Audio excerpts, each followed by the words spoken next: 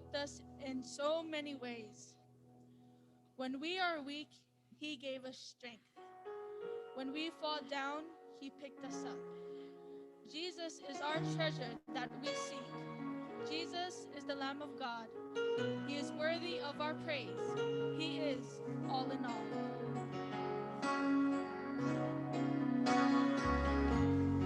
You are my strength when I am weak. You are the treasure that I seek. You are my all in all.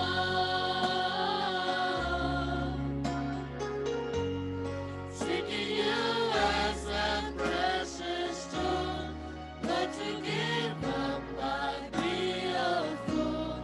You are my all in all. Jesus,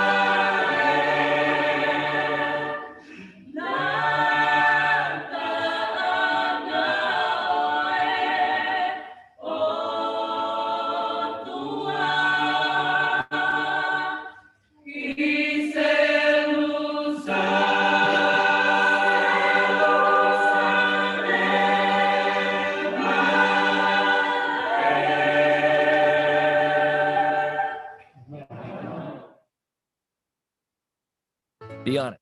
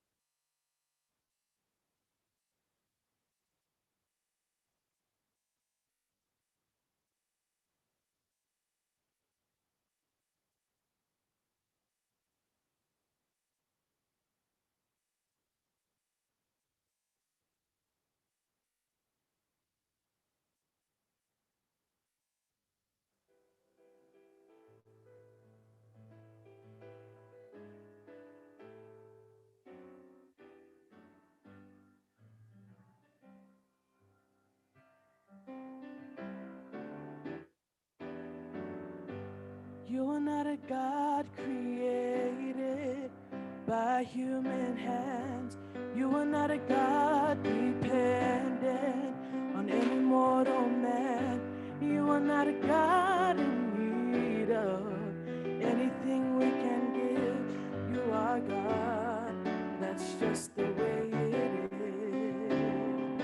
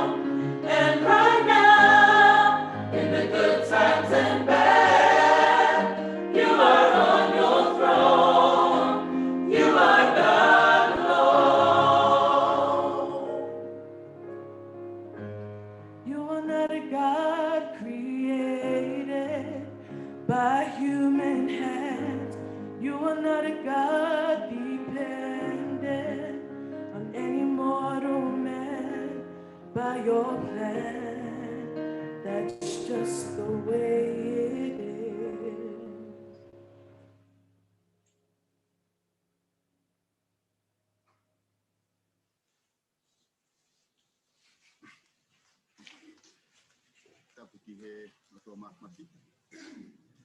Fio ia tau lotonga.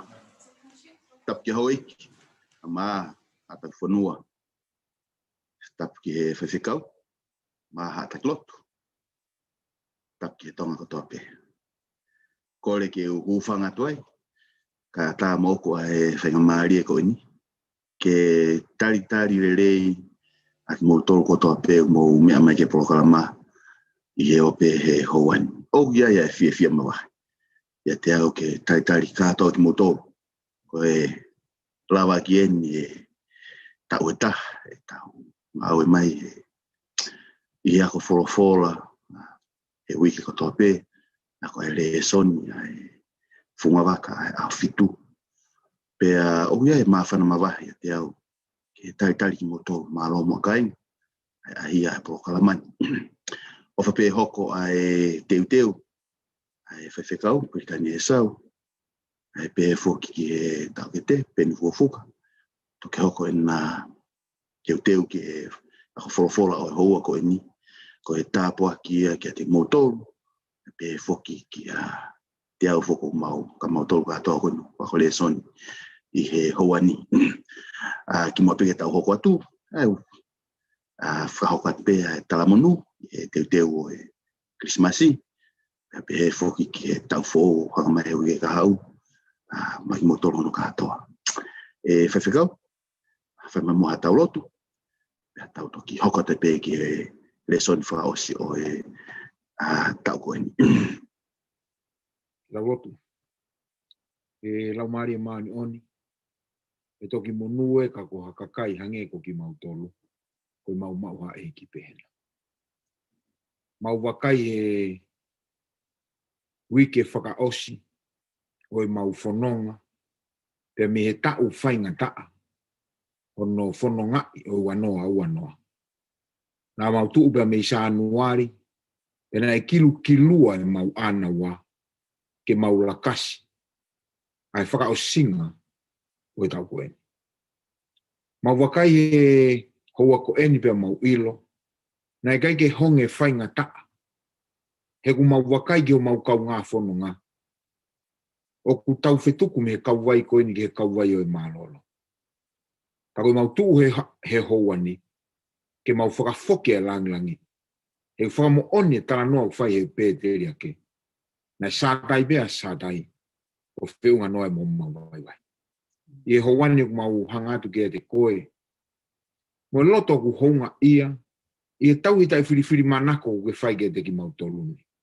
He tapa kehe o e kolope. O mau lakasi ai. Ai whanonga anga. O e tau koeni. Tau te whito ke he ako e le soni whakasāpate. Ma wau sia e le soni hongo fulu mātolu. Ka ku mau hanga ko kau se waniti. Ko loto ke iaha poto peha ilo peha mahino. Ke mau wahe aki ai mea aku whakaotua. Ko ia e mau fie mau lau maari e maani oni.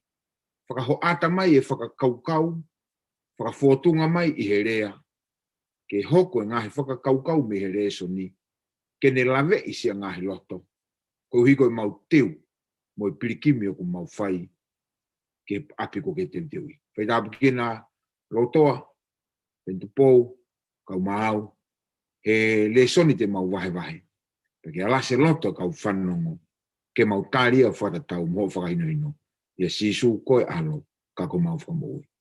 Amen. Amen. Koe le soni o si fukeni o e tau koeni. Tau kamata toto e le soni fōu e kuia kahau. O le soni ko koe wikeni u klanoa ki langi. Koe ako. Pea mo yako he kaito e osi.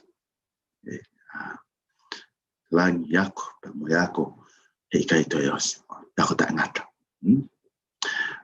Kai kimo ke tawala ki le soni koe wikeni. Sabbath kene tatou. E taua le sona kene taua tau situ ama mea whewhekau ma Peni whakaukau mahuinga mo fie whamawhai Mengai reson ko tau si tua miai. Ihe ahon ki tau kamata mai miai tau talanoa. Feao? Kore peke u whamarmarat mua he mua ki whakatapu kai u atake. Whai ake toha whakapotara noa whikau aku mo resoni mahu inga e kuata koe ni. Keke u to'u mai au hafu i resoni e taha. E oku to'oa pe awea ku whakakau aku he whakaofo. O e tāke kina ki tau tolu me he wike.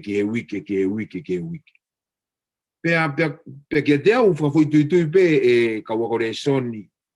Na e fumatu aki alasi he laumari e ia a loto e kau tohi reso ni. Heanga i whakakau o lave mai ai ki au whakafui tui. Heko whaunga, kono whaka mui manoa koe reso ni kuata koe ni whaka osi e ki he wani, yako, pe mo yako koe kaito e osi. Ka mohanga sio, ka pati tau sio ke he tāke kina. Me reso ni ua keo reso ni tonga furumaua. Na ia no whaunga anana e whakaloloto me ai ke tau wau sia mea koe te tau tala noa e weekend. Ka pauna tau whakatupakepe tau tala noa e weekend na ke tau fau mai e weekend fu mau kosi. E wawana tau atamai to ke tau makupusi, ke tau wau sia. Ai whaingofua, ai whakaofo-ofa, ai malava. Ke nofo ia koe pure anga kutala noa, pe koe whanua kutala noa ke resoni e weekend. Ongo resoni. O ku mahu inga maari e kia te au, ai ako whakakarisi ane. Na kulawe resoni taha ki mo behe. Ko e a koi o e mo ui ke ta taupe mo kalaisi. Pea kono whaunga e a koi e mo ui ke ta tau mo kalaisi. Kai te aha wheitu lere yang ke kamatai kako api. And I've been reminded every single day, Pelikani, though you are a pastor, but you are a father. First and foremost, your Christian education for your children have to begin at home. Pea ko whia ko e reso ni ko ihe weekend ni, ko hui ko tumu ya. The way I look at it, this is the climax. Ko what when get climax, ko wako reso ni weekend ni, kai ke whaatataria. Ke nā ko fōu mai he hala, he reso no fōu mau. Ko ki whakaukau be ko whe kānake atu e ongo reso. Malo atu Feao, e whamanatu, ai mahu inga ke kamata, ai a ko pe kamata i api. O whamalo ati e whamanatu ko ia pa koe mo oni. Ko e reso ni koe kuata ko ni ko upahia he lave a. Ko e alaka e reso ni mo te lave a, alaka e reso ni mo te lave a. Ai kai whamalo pe ke iki, wahi ke resi, ke whakatonton, ai mo ui. E pen, reso ni, whakaukau. Ihe weekend, ihe ngahi reson ko tau situa me ai mahu inga ke kalano mai ke. Ia mo katolo atu ba ko kore pe ki o la pe whatapu o se mga whaki. Paha papaki atu whika atu pe mo reson e kuata ko ni. Kata wako whoki kuata ko ni ko e ako, whika o aki mo e ako. Pe o ku where pe mo ngai ka veinga ia nga tau whakiri kuata ko ni. Nga tau wako whika waki pe mo e ako i keni. Nata wako whika mo family ko api ako. Nata wako whika mo fono ko whai ako. Nata wako whika mo folofola. Mo sio a folofola ki tau mama ni. Nata wako ki a ke lotu ko ako. Nata wako ki he siasi pe mo ako. Nata wako whika mo sainisi pe mo ati. Patau hao mai ki he ako whika mo kalistiani pe mo ngawe. Sai, me ai taha ka ponga ua. Ko sio ki ai, i mea koe ko tau wako kia he sapate ki ta hawa koe ko. Kau ku whao katoa i loto i whairia koe tae ilo. Ko hinga i tau wako koe tau tae ilo. Ko whaparangi tae ilo koe unknown. O ki ai a ngahi tae ilo ia, ko os ilo pe ia. O kita pe ia te whakapiko-piko, ke te alo whetumi, ke te ilo. Kau os ilo pe ia. O ki ai mo tae ilo ia, kata koe te ke whiwa whekumi he pete ke toi ilo ia e koe. Koe natula peia o tae ilo koe ia. Pa na ku osi ngā ue aki ai whakatātā koe ni hui ku osi. Na ku lerei ia i he whakatalanoa malumaka pe he whakautange ke matalai akau koe ni. Mohono whakaofo-ofa o matalai akau koe ni. he taimi o I tēni, te kai ke alas he e anga hala. Sai, he kai ke utu e lawa foku ki I tēni. O ku kau e whaka ofa ma te lai a kau koni I tēni he tae ilo. He kai ke utu e lawa o ia o foku kai ke ilo e mea o ia. Ka koen, o mai he le son he ahoni he wikeni. Te ulava pe. But instead of going back to Eden, o iai api ai mua, te whanonga iai. Pako katoa, ai ngahi tae ilo koe, o ku tae iloi. E iloi he apu ia. Pako me e o ko mawhanai. O koe ke iaha, he sāpate tahawa, o tau situ a mea I pau mahino o kakato a mea kotoa pe nai fie mau ke mahino. Koe ospe sāpate te pehe o, laheng te mahino, ikai, laheng meo te tae ilo. Ospe sapate mo te ilo ulahenge te meo dairo. Ospe sapate ka koen. E iai aho. O iai mo feitu. Ko katoa e ngahi tae ilo koen o ikai ke tau ilo e ilo. Ka ko mea ko mawhana mawahe wako mai ngahi le son ko si tua kiai. Kata wao mai do mon be tanga dai whai kau. O climax en o ngahi ilo. Ai tau ngahi fi ilo whakaako ko toa pe. Ai le son ko wiki. Whamalo atu pen. Ai wahe. Pea mon, ko e lahange mea tau ilo. Sorry, ko e lahange mea tau ako, ko e lahange mea tau ilo, ko e tau ilo. Mon, au pita. O whamalo te whamamawhai me te whakoia. You know, ko e resoni wike ni ukto o mei he toi kau la kolinto vahe ua pa me vesiva. E ula pe vesi, pe au tuku ke u fotua te haf, ngai whakaukau, e toki hoka te peta o resoni. Ula kolinto vahe ua me vesiva pe hono lau, ka nge ko ia kua tohi. O te ekia I mamata e ha mata. Pe whanongo e ha te ringa. Pe o te ekia I ke hu ki he loto o ha tangata. Ai ngahi mea a ia o teu e he otua. Ma anau tolu o ku ofa ki a te ia. Ku lau beka vesi ko os ma whana pe au ia. E lau a vesi. Mo tolgo tau kei fola. Os mahino pe ko vesi ko ni taimi na e tohi ai e apostolo a vesi ko ni. Ke uhinga apostolo e kilang. E tohi a vesi ko ni. Na uhinga apostolo ni talanoa ko ni talanoa apostolo ia ki he kakai. O kai ke nau mau na tolu e poto whaka otua. Taimi ko nau sio e ko ki he kolosi. Ko hoke kolosia ko muna pe ka nau tolu. Ko hanga apostolo i vesi ko ni o pe apostolo. Ka pau na ke ilo e koe a Sihova. Na ke ilo ai momona mo elelei ai kolosi. Ko tuya ai vesi. I he tohi la kolinto vahe ua. O koe ke tānoa vesi e ki lai. Kau to mai he kau whaire so ni ai vesi ko ni ko ngā ke tau sio aki. Ki lai. Tuku ke uhau me hatu e turi ke tau mō ngawe ai ke fuirea koe. Koe tum weni o ngahi re so ni. Ko te mū tau ala koe ki he mala ai oe ako. O iai maupe ai whakaosi ako. O alo ai kalasi, o osi, o iai whakaosi ako. I whakaosi ako, taha mai ki mo, o pake whai ki sivi. Wai whai ki assessment, o whai, wai ki sivi. Ia koe osi koe a sivi, o ua mātea pe. Ko ho lava, pe ko ho tō. Ho lava, pe ko ho tō. Toko taimu tau talanua e koe e ako. Ai ngahi re soni ko koe, o wike ko e ni. Koe taimi CV en.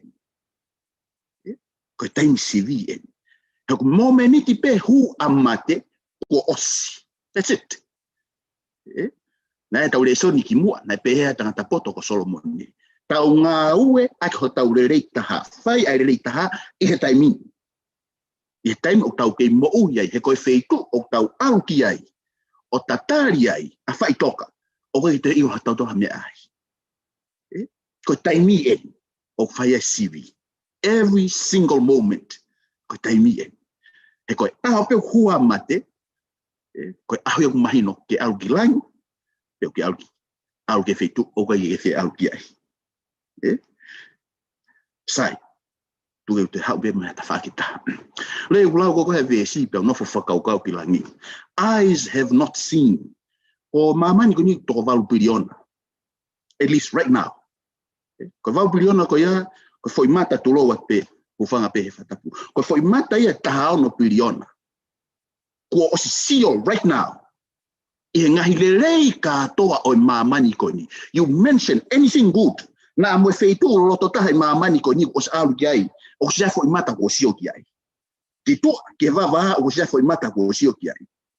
Ai tangata ko o sio ki ngahi mea katoa i ngahi lelei o mamani koni.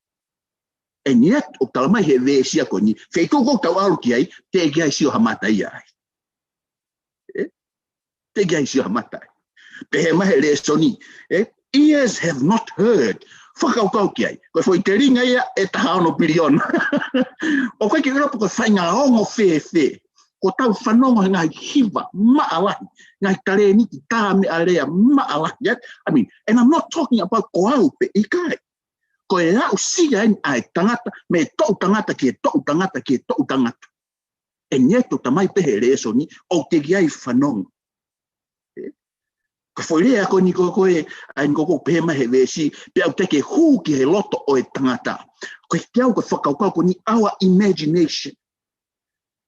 Our imagination. O i kai ke tau lawa tau tōruia, o māku pusi e imagination a tangata. Sio ke ngai whaiva u hau mi Hollywoodi. Ko imagination nia a tangata. Teknolosia, ai ngai mea ko wau ki ai, ai poto a tangata by imagining what the future looks like. Hanga toi tapu whamahino mai. O ku te ki ai ke au ki ai. Ai sio, ai whanongo, ai imagination, ai whakakau, teke hui ke loto tangata, what heaven would be like. Teke hui ke loto tangata. Ono whetai mlahi, pia whakakau ki langi. Nofte mlahi whakakau ki langi. What would that place be? Koe hai, oh, malo pe sione. Malo pe apostolo sione whamatala. Malo pe whamatala. Malo pe palofita, Isaia, ai whamatala whanua. Malo pe iskeli, ai whamatala. Koau mo whakaamu, te utoki au pe kiai, te utoki ilo ai whanua, te uwhewe. Koe whakakaukau ia, ki ka mata ke tau talanoa. E hoan, e pako kole peke u kamata mai mea te koe, e whewhekau no ki lawe peke he mate, ane nai, e tau hoko ke Sunday, e vaivahe mangi whewhekau whelawe, te moe iku anga o ki nau tōru o ku mate, tāno me kataki.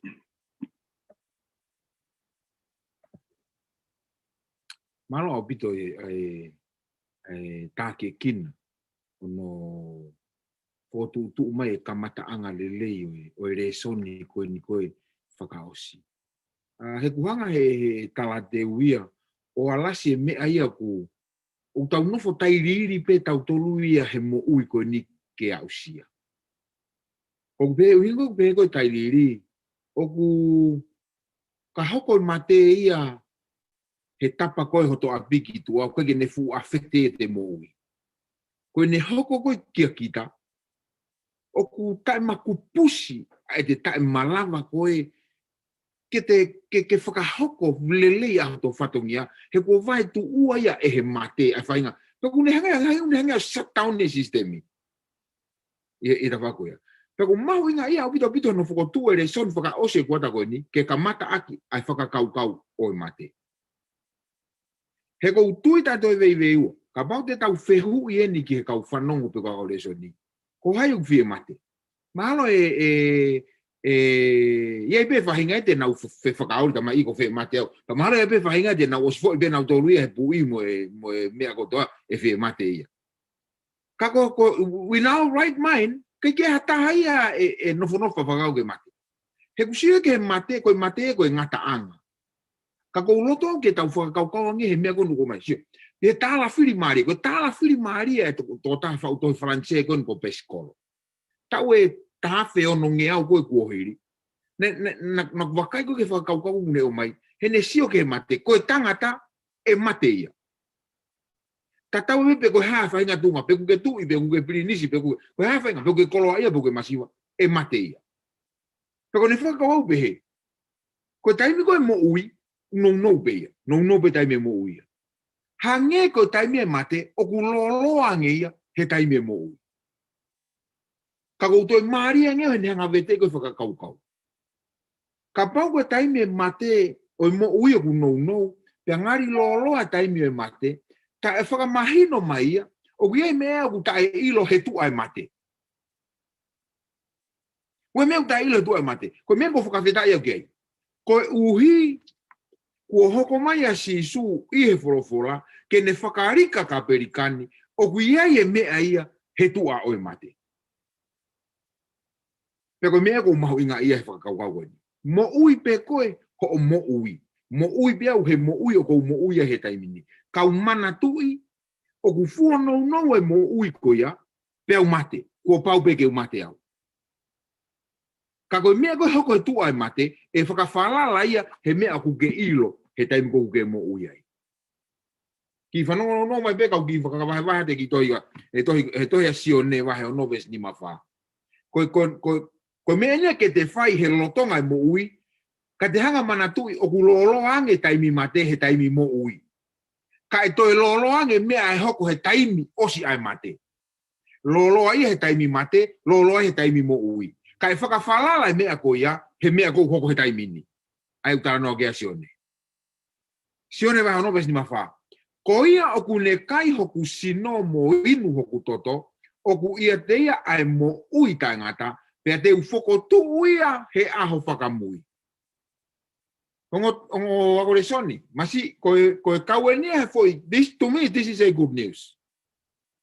He kune tala mai ia, iho o mo ui ko he taimini, ai pene ki hange peo ka keu ilo, ne te ke ko tok fuwo whanongo nia ka si isu, ki ko tahon ko si isu. Ko tala mai ia, ko mo ui ko he taimini, ka pau te ke whakapapau ieni. Te oipe hangena ki metafoa, ke kai pea ke inu. He sino mo tata o si isu kalaisi. Worry about nothing. He ko ho o mate, o si whakapapau ia te ke mate ko ia, he guanga koe ho o mo ui, o te e mo ui ia, e lolo ange ia, he mea koko he taimini. Ka ho mena o lau nei, ka e whakapapau i ai fo i tō onga mo ui ko ia, he lotonga fo i mo ui ko ni. He tō mui ho mate. Kai ke toi affecti ho kai a koe mo inu he toto si sukaraisi mono sino, i ho o mate. Kai ke te hanga affecti koe. Te ne affecti a koe he taimini ho mo ui. Te to kila, te me fi vese ua, no nangan lola. Si reaksyon de vahe nima, vesi tātolu, o bene no lau. Kua utohi ai ngahi me ani ki a te ki moutolu, o kutui ki he wafai alo e otua, koe uhi ke mou ilo, o ku a moutolu ai mo ui ta e ngata, pea ke moutui ki he wafa o e alo otua. Wheno mai hen, koe ne kala mai, koe mea koe hiri oi mate, e lava e ke whakahingoa koe mo ui ta e ngata. Ka koe mo ui ta e ngata, ane ke lava ke, kei toi osia. Ka e whakawhalala e tau mau e mo ui ta e ngata, i heni.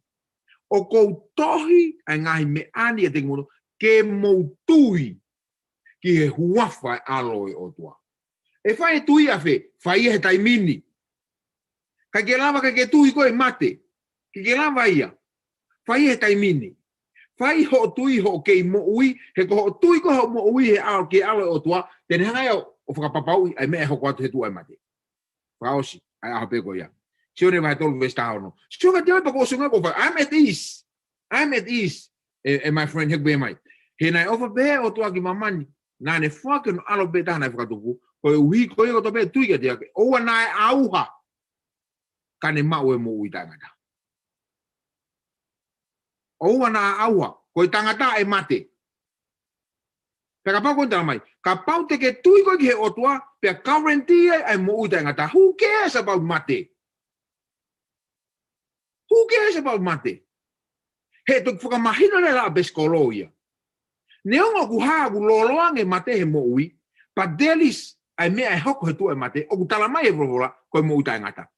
Koe mo uta e ngata, koe kai ke toi osi. Malo na, whai pehe kau mea kou malanga ui he taimi. Oa. Ai koe tau reson whaka osi yen, whaka ki he wat pe tau taimi, hal ha mau e ta. No problem. Koe lesson whaka osi yen e kuata, koe lesson whaka osi yen e tau, whai kau o e tu ho whakamatara he whaka au pito. Ko whama o ke whakamahu inga mai, o ke whakamamawhai mai, foi bea ua ki whakaukau. Uluaki ho famamafai mai a fui whakaukau. Ko i taimi en, ke whai ngai mea e aonga ka kita he osiangi ai mate. He kai ki te mate, kia toki aonga ke whai ngai mea ko ia. Ko i taimi en, that's one. Ko e ua koko ki ai, o ke hanga famamafai mai, ai loloa angi ai mo uita e ngata, i e floloa o e mate. Ko whamalo atu whai whekau. Yo fotu mai, ko kai be tauhini upe he koe hala e ua ke whiri. Hala ki he mate, pia moe mo ui whiri. Very simple, very simple. Pia utoe, o i kai ke komplikasio, pe tau tunga hile, o kai ke komplikasio, ai ngai mea whie ma, e tau whai i he ahoni, ka tau ma ua mo i tangata. It is not. Pen, kala noa mange ki he amanaki, o ma he karistiane. Ta moe mahu inga ke tau wahe ato e amanaki koe ni, ki he ni ihi o i kai ke nau tui ki ai, pe ma ua e amanaki koe ni. Malo bito Ferguson, malo bito Feao, Pelikani wahe mabok o mani o bito. Paku ke o si tano mai koe ki he amanaki koe ni. Ka te unga pe ngahi vesi pe, te whamao te ngahi a whakaukau ki amanaki koe ni pata ko kauat. So te vai olat vesi wataha, ko tauhi, aki motori e ofa e o tua, mo amanaki, i he ofa mata ata pe a tau e ki, ko sisu kalaisi ki he mo ui tangata. Kai tusu vai tolu e sfitu. Koe uhi, i he whakatongi ai a tau tolu i ene ofa, e ngau hi ai a tau tolu koe whanau hoko, o tau moe amanaki lerei, mo ui tangata. Ai e rewa koe amanaki lerei, koe mo ui tangata. Sai, o kawe nia he mea go, o go ui ea koe ta ilo. Ai mea go ni koe mo ui tangata. He koe mea koe toa pe koe te fōwai, o whakangata. O gai hono kamata, o gai hono ngata anga. Koe hape mea o ke whakakau koe gai, o gai pe hono kamata nai pe hono ngata anga. O vare pe ko li i mai e foi polota e koe ni ki loto ki tau whakakau koe mo ui o tangata. Pe os pa black box e pe po ke tau to ilo do po anga fe he ke lava ho tau ata mai o au giai he tau mo ui tau he taimi whakangata ngata ke te tau feinga tau ki fe ia he kai pe mahalo pe hanga pe ko me ta no kai Sunia ko ki mui o mai pe fan ki hint he reson he fola pe ko aku me fahinga mo ui ko ni sai ho pa te Sunia ke ro klinto vai tanima ves ni mafa ni menima ni maono ni mafitu. Pero imagina que te hago efeire whakawhikikia hei. Sai, tu pe mua ke ulawe vesi, pa ospe goia, pa uto ope hai mea pa mea kau kutu hau ke whakawhikikia. Ko ia, pa ka osi hono ai, e au hani, ai ta au ha. Moe ai e mateni, ai ta mate, e tok whakamuoni ai rea po tohi. Ko folo hifo ai mate e malohi. Vesi ni benima, e mate, ko wha hau huku. Ko wha e whaitoka. Ko wha ko malohi, nes ni maono. Ko huhu o mate ko e anghala, ka ko malohi o anghala ko fono. Ka whakawhita ki o tua, nes ni mawhituia. Aia o kune whaki, ke tau malohi, i ho tau eiki ko sisu kalaisi. Now Maria whaiwhika ho to repeat it for Elaine and night. Who cares about death? Who cares about death? Pe koe hape mea o tau wili fia lahi tahai, pe o tau lea aki, pe i kai, ko mea ko ni nofo mau be i ho tau atamai. Mat. O tano bega ere so ni ko hai whakaos, ko seini whakaos yeni, ayang halahe tau moui ko mati. O kumari i e ves ni meni mahe ngawe ke fo irea ko en ko mat. Ko whakapalangi ko death. Ka kumahu inga i e fo irea ko en ko o natula e ua e ko natula ni taha ni ase tohe ko ase nesi wahi taha walu. O se no talange kau aahi. O se taha mihen sela ku mau foki mai wiai ho foha. Pena e ki i kata a sela. Ko ki i kata ko ea ko e kata o e manuki. Ko e whakaori ia. Ko e tau kai. Ko e whakaalumai. Ko e ni death o natula piheni. O hange ko toko taha ko ni kuni hanga whakaalumai. O whakaori ia, o kune manuki a mate. E mate, ka koe Koe rea u hau me he o whikaua. Koe o i kuna. Koe kalanga o i kuna. Koe koe ni he ni asi o te taulama mahino he tohe koe au Samuela wahe tafitu ves ni manoa, ni mataha, ni maua. O se ni hanga te vita tu usi e ulo kolai ate.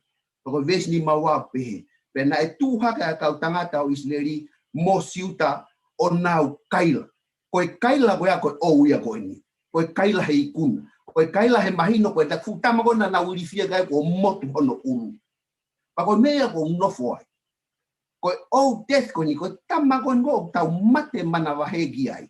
E ia e taimi te tau manuki e tama koe. E ia e taimi te tau kaila. Ko fe ia ho mawhai. Pa koe kaila koe ni, koe kaila I he ikuna. Sai. Whakakau le vai. Pa koe haa koe hano aunga. Ka pau te tau nofo bebe mo foi ilo koe ia. Koe haa hano aunga. Ka pau te tau nofo bebe mo foi ilo koe ia. Ko tau toro ai o tau ilo ke ilo koe ni. O tau ke mana wahe pe kia mate.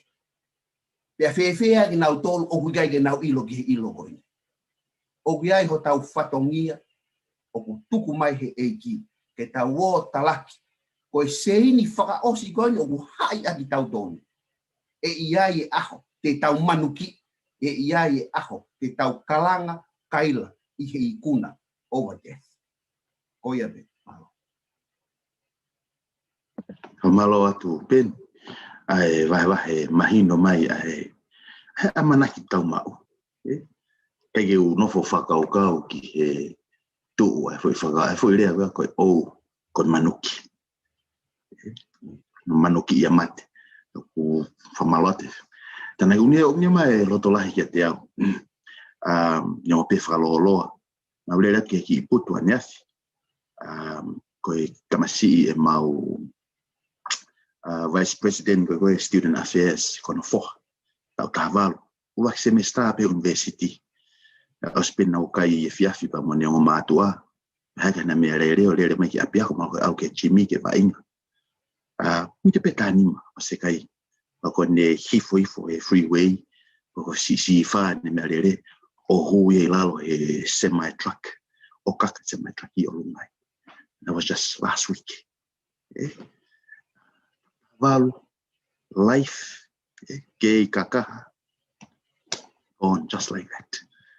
Walu ki he putu aniafi. Atu ene tamai o lea. Koe taha ene lea koe ene tamai. Tui, tae toi vei ua koe amanaki e aho. Mōre atua e maohi o mate. Kai toi lawa whiro aku mono foha. Amanaki. As practical as it can be. O whamalo atu. Feao pe foki. Te koe Peni ono. Whamamawhai mai ta whakoia. Tala noa mangi ki e ngahi lelei o loto langi. Tau ki mawaha mia mate. Niongo pe tau hanga ki pausi a mate. Kau hangi peu ta e ori e tau tala noa ka mate. Tau tala noa tau ki langi. Ngari ifa ke tala noa ki langi. Tala noa mangi ki e ngahi lelei o loto langi. Ai kokoku hanga he folofola. O waha mai ka tau tō. Kadak pen. Hoka be I whakakau be. Whakaha wahe wataha. Be suwaki ki he be siono. Be mo ke lau. Tau foki. Pene o mamata ki he langi fo ou. Mo e whanua fo ou. He ko more ato e ulak langi. Ulak whanua. Pena I kai ki iai hata. Pe pao sione. Ni o mamata ki he kolomao ni o ni ko Jerusalema fo ou. O au hifo ni he otua I he langi. Ko teu o hange hata ahine. Ko teu ki hono eiki taane. Ko tala noa I enyo o langi. Pene o whanong ki he leo lah. Ni he langi. O pehe wakai. Ko e whare whihi taki o tua o pihe kakai. Pe e nofo ia mo ki nau tolu. Pe te nau hoko ko hono kakai. Pe ia te nau tolu o tua ko hono nau o tua. Nofo whakamama whaha e vesi whaha mo I vesi nima. Vesi o no be o pehe. Pe he holo e ho tua e loi mata ko tō pe. I ho nau mata. Pe I kai ke iai ha mate. I ha ongosia. I ha tani. Pe I kai ke iai ha mamahi. E po more ato e ngahi mea mua. Pe ko ia nai nofo he nofo a whaka e ki vesi nima ia. Nai pehe e ia wakai. O kuo whakafo a ngahi mea ko tō pe. Pe ne pehe mai kia te au. Tohi. Ke o mo oni mo to tonu a ngahi liani. Pe ne pehe mai kia te au vesi o no ia.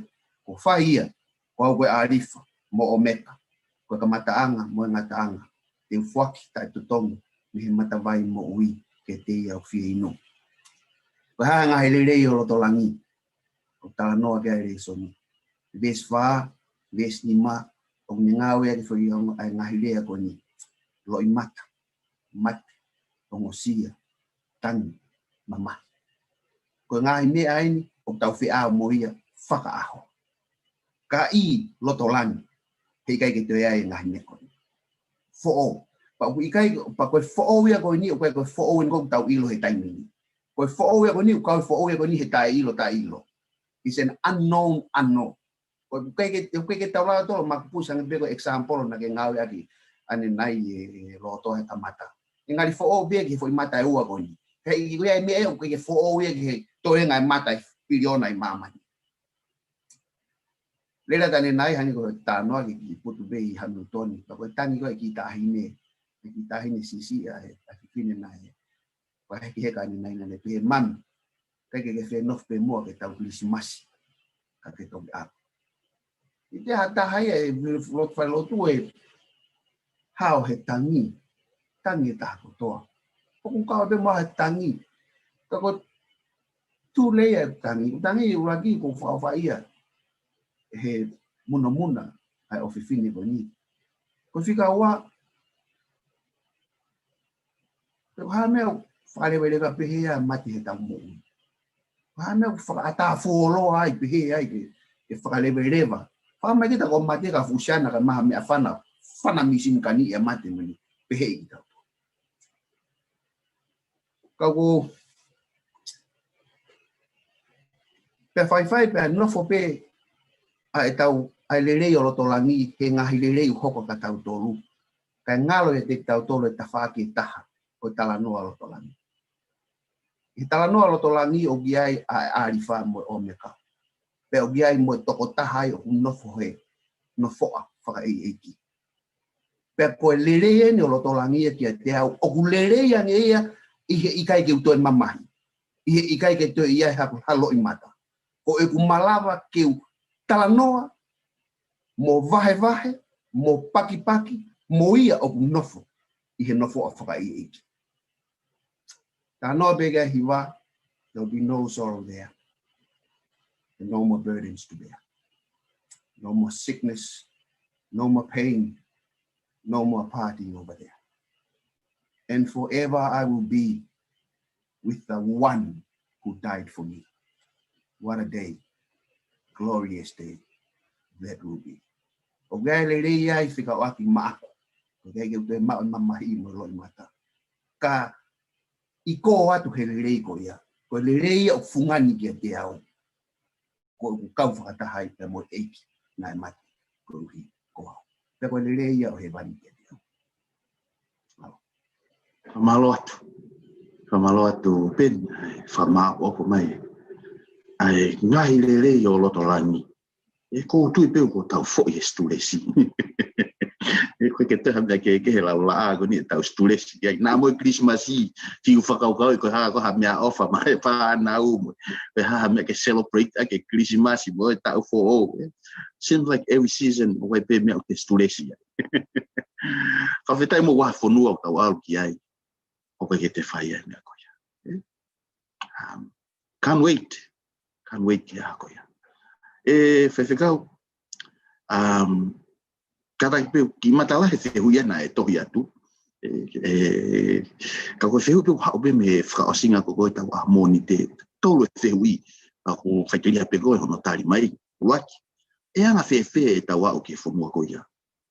Ua, e anga whewhe nai, a e ku ilo o wau kau he lau.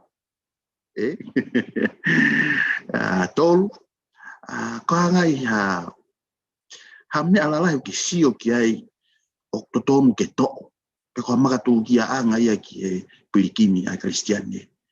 I ho experience ko whaiwhekau koe. Tau siasi. Ki tāno me kātai. Malo au pito. Whawhetai mo ke eki. Mā whana lahi au pito. Pentu po he whakatala noa ku ke whai he kune ho kosi le rei pe ia ai konga ko ia ki whihu I kene tolu e ke me koe te au. Oi me ko mawhana I hono whakamani no me ka te au. E iai pe fo I taimi, te uki I sio, peo pehe, koe mea koe na utairiri ki a mate. Te uki I whihu I pehe, te uki ai fo I ou whaka aluma ko ia. Ko wheho mālohi mate. Ai ko whenga mea ine ke nofo I te whakakau he aho ko toape. Ko winga koe na nehanga o tataki mai I tau tolu e ongo koreson ke aho ni, he koe whehui ko ni very practical, very practical o bito ta mohono tari o na ia. He ko te muna tau wako e resoni me he hau koe me sapate ulaki o whanonga mai o me ke aho ni. Ko stage ko tau e te mini he resoni hongo furu mātoru. O si mahino ke toko taha ako resoni ia, ai makatu unga lelei o I mo ui ke ne a usi ai whanua ko ia. Ka ko whakaukau ko uroto ki ai, e anga pehenia. I he tunga koe ni ko ia I e tau lalaka whakakarisi ane. Me tau wako koe reson, kong tano pena koe konteksi ako reson koe kuata koe ni. Peko tau lalaka whakarisi ane koe ia, koe tau mo uiri ma tau tolu ia, o staimia ke tau tatau tau tolu ia, like Christ, like, o staimia tatau tau mokalaisi, he mo ui koe ia. He ko ia pe ai pasipoti ke tau hu aki ki he whanua. Ne la whikia pentu poa ne nai. Ai kalaisi ko ia. Koe ka pau he kai ke tau lalaka o tatau. Christian, Christ-like. Ka pau ke tau lalaka o tatau mo kalaisi. Ta he kai ke whaiwhangi ko tau ikunai e tau tolu e malo he mate. He kui kai ke malama e hoku perikani o kuia. Ne lama koe Peni. He kai ke ulama e perikani o misin kani a mate. Ko kalaisi. Ko kalaisi mono malohi, te tau ikuna aki amate. Ko kalaisi mono malohi, ia perikani, te uhu aki ke whanua koe, o mai koe ke kamata fo. He ke lava ku perikani, he koe ni. He ko ku perikani o kuia, o ku wanga hala, pea tono no, pea tai whiunga. Ka ko hoku Christ-like. Ai koe nei whai hoku wako I he Christian education koe, he kuata koe ni. O ia. He ku hoko kai. Tane ne kita mai paula ia. O ku ikai ko au o ku mo ui ia te au. Ko kalaisi o ku mo ui ia te au. He koe ni. O ku vai aho ku kakano. Ne o ngai hohori hoku lau marie. Ka kou tō whaka aho pe. But thankfully, ko kalaisi a e ku pasipoti ke wau si ake. Lok whihui ua. Ke whihui ua e ku maari hono whakahoko tamai. Hangepe ko ia na ku lave atu kia he whihui ua ki e ongo ako reson. O ku ikai ko ha whatongia ia o perikani ke u kau he lau. There is nothing in me ke ne ai au ke u kau. No matter how hard I try. Tatau, ko ke hinga ku fai kau aku ia ngo tangata. Ko ke hinga tau ako resonia tau ia pa tau qualify ai tau ia ke tau kau he lau. Na fai tau fai tabe tau papa pa sio mai alopatia me tonga pe. Oh, so tu ko ku fangata o ke te fangata hina ko na ko resoni. Na usai na tolu o si kau na to he lau ke na ke fonua. More ke mamao. Kilo kapana pehe na ko makatunga e tau kau he lau he mea ku tau fai. Masi te tau to whakao pa to ka kai uni mamalo he mo ngala he nge tau to. Ka ku kai ke makatunga a e tau kau he lau ia tau tolu. O ku makatunga e tau kau he lau I he whai te riha ata pe asi sukalaisi. Ai ko whakapuripuri ia. Ai no tamai apostolo ko Paula. I can do all things through Christ who strengthened me. Te koe mea kotoa pete u whai e au ia. Ka pau ke u whai e mea koe a kalaisi. He ke u kau au he lau. E mau e ku maulotu, e mau e ku malanga, e mau e ku rivahango fulu, e mau ku tau isapate, e mau kotoa ia. Ka pau kai ke kau a kalaisi e tea. Unless ko kalaisi o ku ia te au. Ko ia o ku ne wha mawhe ia ke ai au ke u kau he lau. Pete u kau rewa he lau he pureangu ia. Tolu. Ko e hae whahinga mea e tolu. Tama e meki mea e tolu o ku ne malawa very practical. Ke ne hanga ta ofi tau tolu me he tau wausia. Uruaki. Koe mo ui koe tau tangata, tau whai te koe uhinga, reasoning. Ua. Koe mo ui koe tau tolu koe ni koe he practical mo koe tau tolu ia. Tau sio mapea toki he self, I. Kita. Ko hono tolu, ki fo irea whakatonga u tamu koe hori. Ko irea koe hori. Oku tau hori. Oku waipe keke a usiaka hori pe. Hori pe. Eko ufa maapopo koe e ongoreson ke whakakaukau koe ya. Oku asili ere ia ulaksione maua vestaono. Ulaksione maua vestaono upene no lau. He koe mea kotoa pe oku ihe mamani. Koe mea tene ta ofki tau tolu koe mea ta wako koe ke api. He ku tahonto ai mea koe yake mua ange he kalaisi. Oku ne tamai le vaia. Koe hori o e mata. Koe hori o e kakano. Moe laukau o e moui. Tolu. Hori e mata. Pentubou. Hori e kakano. Moe laukau e moui. Pea he koe tuunga. Oku fie maua kalaisi. Koe tau maua kalaisi. Tene to o hori o tau mata. Ongo te hina. O koe koku macho ata uie koku fie mata le rei. He ku uie ko hori e mata. Koku macho ata uie koku kovi pea. Upito pea ku fie ngau ke ulau tohi. Sio? He ka pau e? Iyo. Ka koe hanga whakakau. Hori e mata. Hori e kakano. Laukau e moui. Te tauri aki tolo a kalaisi ka whakamua ia he whanongangoni. Koku tari e he whiu e tonu nao mai. Malo abito. Malo atu whewhekau. Very practical. Ke tau to e ha. Ke tau to e ta apate holo o tau. Tau albe ki he poini. Ko whamalo atu i he whamamawhai mai. O ko mahuinga ia whewhekau, especially ai tari ki he whehu i hono ua. It is not my performance. I am blessed by that. He ko o kalais pepa mau ko wilo. Ai tuunga ki ai e ku mo ui. Wesley. And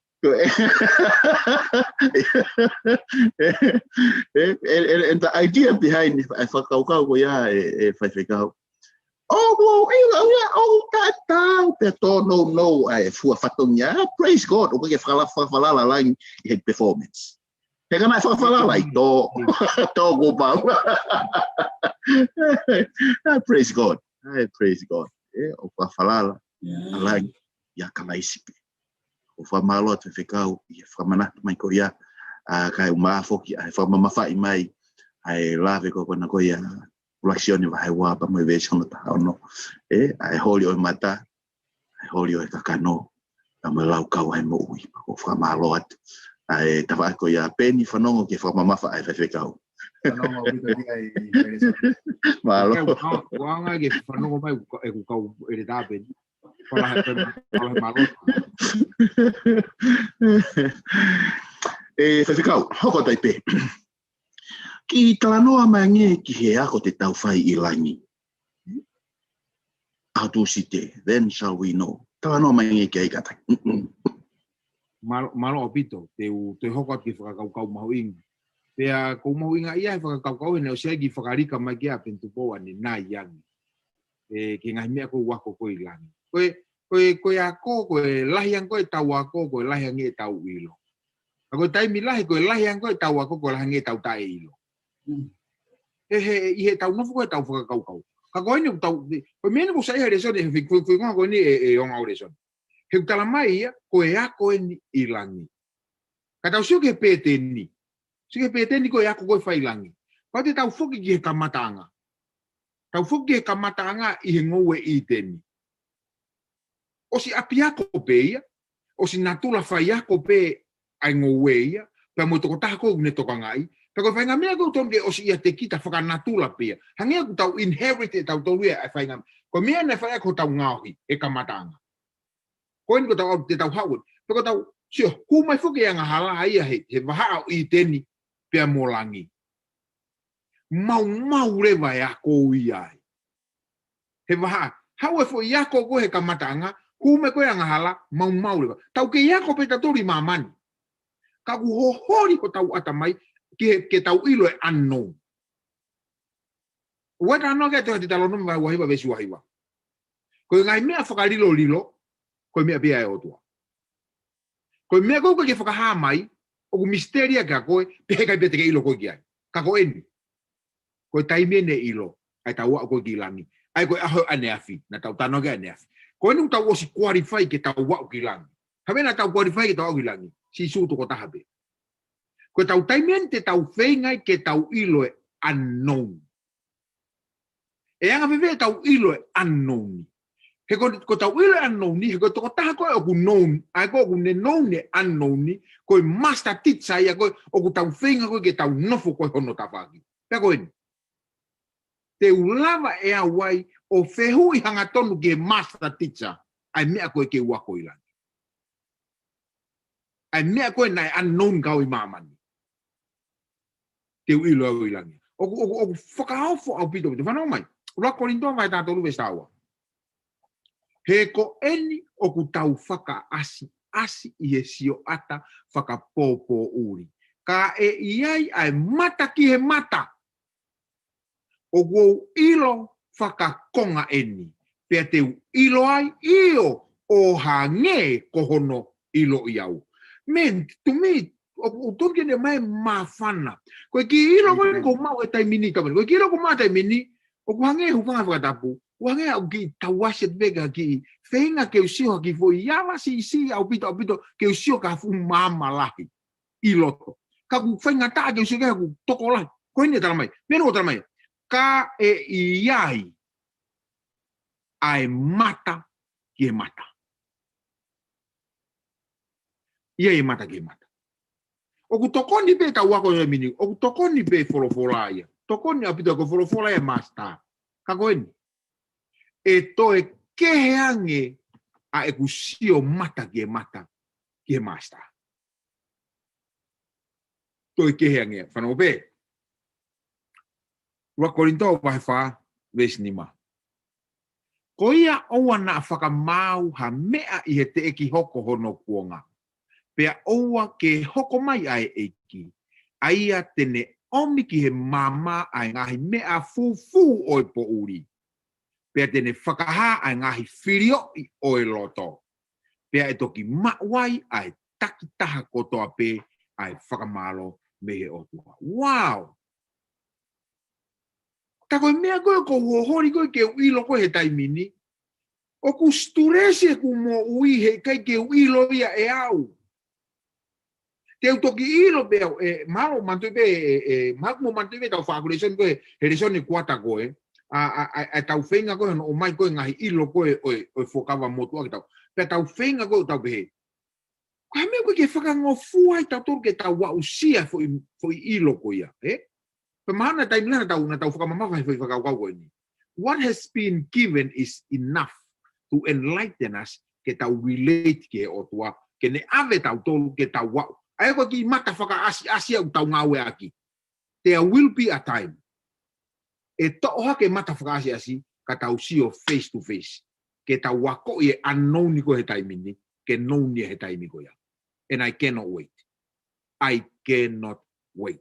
Ke wau sia, ai aha ko ia. Mo master teacher. Ko ia me mala. Malo atu whewhekau ai vai wahe mahino. Au pita. Ako maare ia he poin whakaosi ke whakotu mai. Mahalo ko tau whiunga pe mea konu tau siu ke ahoni. O ka pau tau longoa ape ki mea konu tau ilo. Wano ai ka pada te gilayang. Ka tau fora resource be ki whenga ke ilo unknown ni to. Ko whamal maha ko whiunga ape. I he katoa u aha ko ini. O e reso ni ko tu ste ko aha ko. Min ko mawhana lai tā.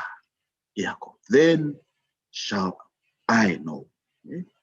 Then shall I know. Ihe ku mo ui. The most difficult question for me ke whewhauhi mo ia is the why question. How kai uinga? How kai uinga? Ko kau e whirui. O ko te kuki mo ia. For whatever. Ko hapea whainga pea. Ko hapea mahino. Whaingo for whatever. Mo ui. I don't know. Well, there's something in men of nehanga o te kerere tau tōru ki tau whinge tau mahino, whatever it is. Te kerere tau whinge tau mahino. And when we don't understand, ko hao lewa nai mea kehe ia. Ben, lai tau e ta whiohi. E anga peta mo ipo ko ilo ko tō taha whiwhiri koe. Au kuku where, ai ngahi whihui, ta whātālanga ai over and over again. In many different ways.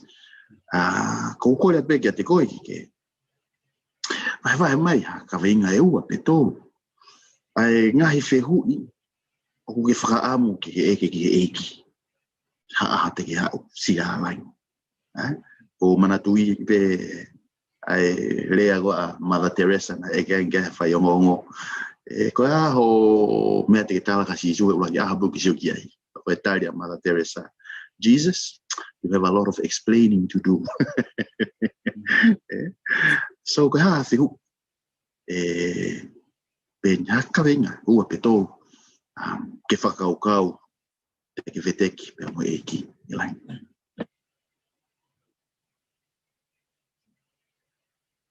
Malo bito famalo ke tanda e Feao ma kinkini mai e kutari. Malo bito to no mai ake folia gon ko anon. Ko mata na be Feao tai ilo. Ye ku ke famatala anon pato tari fiwi. Ye fam na mai no ngai tari. Ko mau ge anon no klase e anon. Ga be anon no ko kita be anon ge. Anon ko non ni o wi anon be. Fai mo fu be ge ilo kita be e fa pico ke te alo kum na tani. Ko anon ko o ku anon. Ko anon ni o ko fikuki lo ta be mo ya. Sa tu ko fa wa ke tu ligi. Ko mimi ko ngai tolu ngai me ko fa fihu ya ai. Pa ko me ko fa fi ilo ki ai mo fa fihu ya ai ko mo ai o la ta no fu. E frustrate e kai ke wa usia no tari hatari pia to me ke hepe mo ni pe ku hala fo tari ka ke pia ke nonga ata mai fa fiu I pe ko tu be ko mala pe ko tu be ko tapuaki I time tatau ata mai fa fiu I pe to ka teline wa valo asia si o ya o ko tari kakato wa valo tari kakato to ka teline wa valo asia si o ia ngai me ai ko whakawhihuia, o ia e pēma ngai me ai ko whakawhihuia. Ka o ko tari kakato. Ka ko whakawhihuia ko ia ko be ako, ko mea pēu whai ko, e ke ka moua, e ke ka whaiwhekau, e ka tangata e ki se asi, lau fuos maha mahi no e ia. Ai ko levolo I he, ai whi I loi ko ia, ka toke hataimba, e ki, ka kei e ka ki, o toka ngau ki ai, taha ki o lunga, ai mea ko whi I lo ki ai. O kai ke ulawa o whakamari, whakakau, o gai o tua o ku ofa. O tua o ku ne mawhi ia ai mea ko toa pe. I he turi ki a koe. Ka o gai ki tamsi ta uono, o ku mati he kansa. O gai ki ta hine ta ufa. O ku whakamahia ia, kei vare. I he turi koe. Tau sio ki he natura o tua he, tau sio ki he mea o hoko he, tau whihu ia. Tanga whewhe, ki whakamari I mea koe. Le volo ia taha.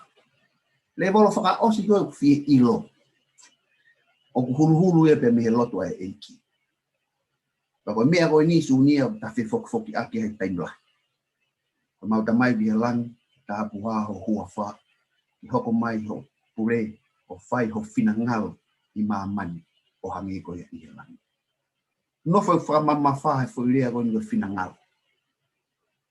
O ko whie ilo ki he whina ngalo. Na ta anoa Sunia nai whekawake mo I whihu I o nofo no whakawau koe why. Koe whihu I nofo whakawau koe what. What is your will? Koe ha ho whina ngalo. O ke ngai me lahi o te ke whima ke te eke pe ko hai whina ngalo. Ko hei os te ke utua mai pe no whina ngalo. Ko suka, ke sio ke konga ke sokoleti, o ke to eke ko eke ko ha ho whina ngalo. Te ukai na yen be kai. O os mahino mai pe me eke ke whai. Ka o giai e ngahi taingi e mi. his will is not evident to me. Ia tau e hongo fulu wani wo hiri, ko osi ngāue, he whanua kehe e ono. Australia, Tonga, Papua, Tonga, Fiji, New Zealand. I he wheitu ko toa pe ko alwai koe ni. Na aku palan, halata ke palan. O ko toki ilo pe au ia ai finangalo ai o tua, he o kutu he taimini o sio ki mui. O wao me te taimini o sio ki mui, ko taki hala penia e ki, pa ko finangalo penia e ki ki ufo mai, o wao mai ki he taimini. Kau kapau te upehe, ko hao finangalo e tau hongo furu ka hoko mai. Ko whakaori, ma ke hen pe mo te hina, ta mai e loto ai, ula bea lotu bea pe whanongo ki finangalo o tua pa toki move. Pa ko frustrated ko whapihangi ai. O kule o whewhe o tua ni wholofola mai ka koe, o ke noa pe ulau. E ko whiu wheinga au ke o whanongo ki ai. Kai ke? Koe tala noa ai ni i he loto very humble, mo loto whakatopi lalo. He ko osi tangi i hono kumia ai finangalo o e otua. Mau mai e ui pe me ngau i Amerika, i o alu ngau i Amerika. Koe ngau ai siasi. Peao pehe, koe finangalo ne otua he koe ngau ai siasi. Lotu pehe, eiki lea mai. Folofola mai pe ko finangalo ki o alu ngau i ni. Kai begi o whanongo ki hame. Peao pehe, eiki te move. Koe ku move koe ni ka pao ku hala i ku move. Pake toki ta ofi e koe. Ma woki fish, ke tā e mau visa ke opi Amerika. Tono e mau taimi au ki fisi, tono mo mau aho, na mau aho ki fisi, mau alatu he konsela i fisi, ta koe feitu una e hala, puka e taimi ki kana, kai tukua fisi.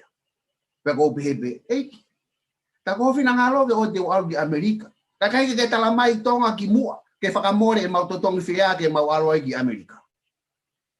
Pake loe whenga whihalaki, koe kia te au o ka pau o ku hala e ku mau ki whinangale o tua peau we sia peau, that's fine with me.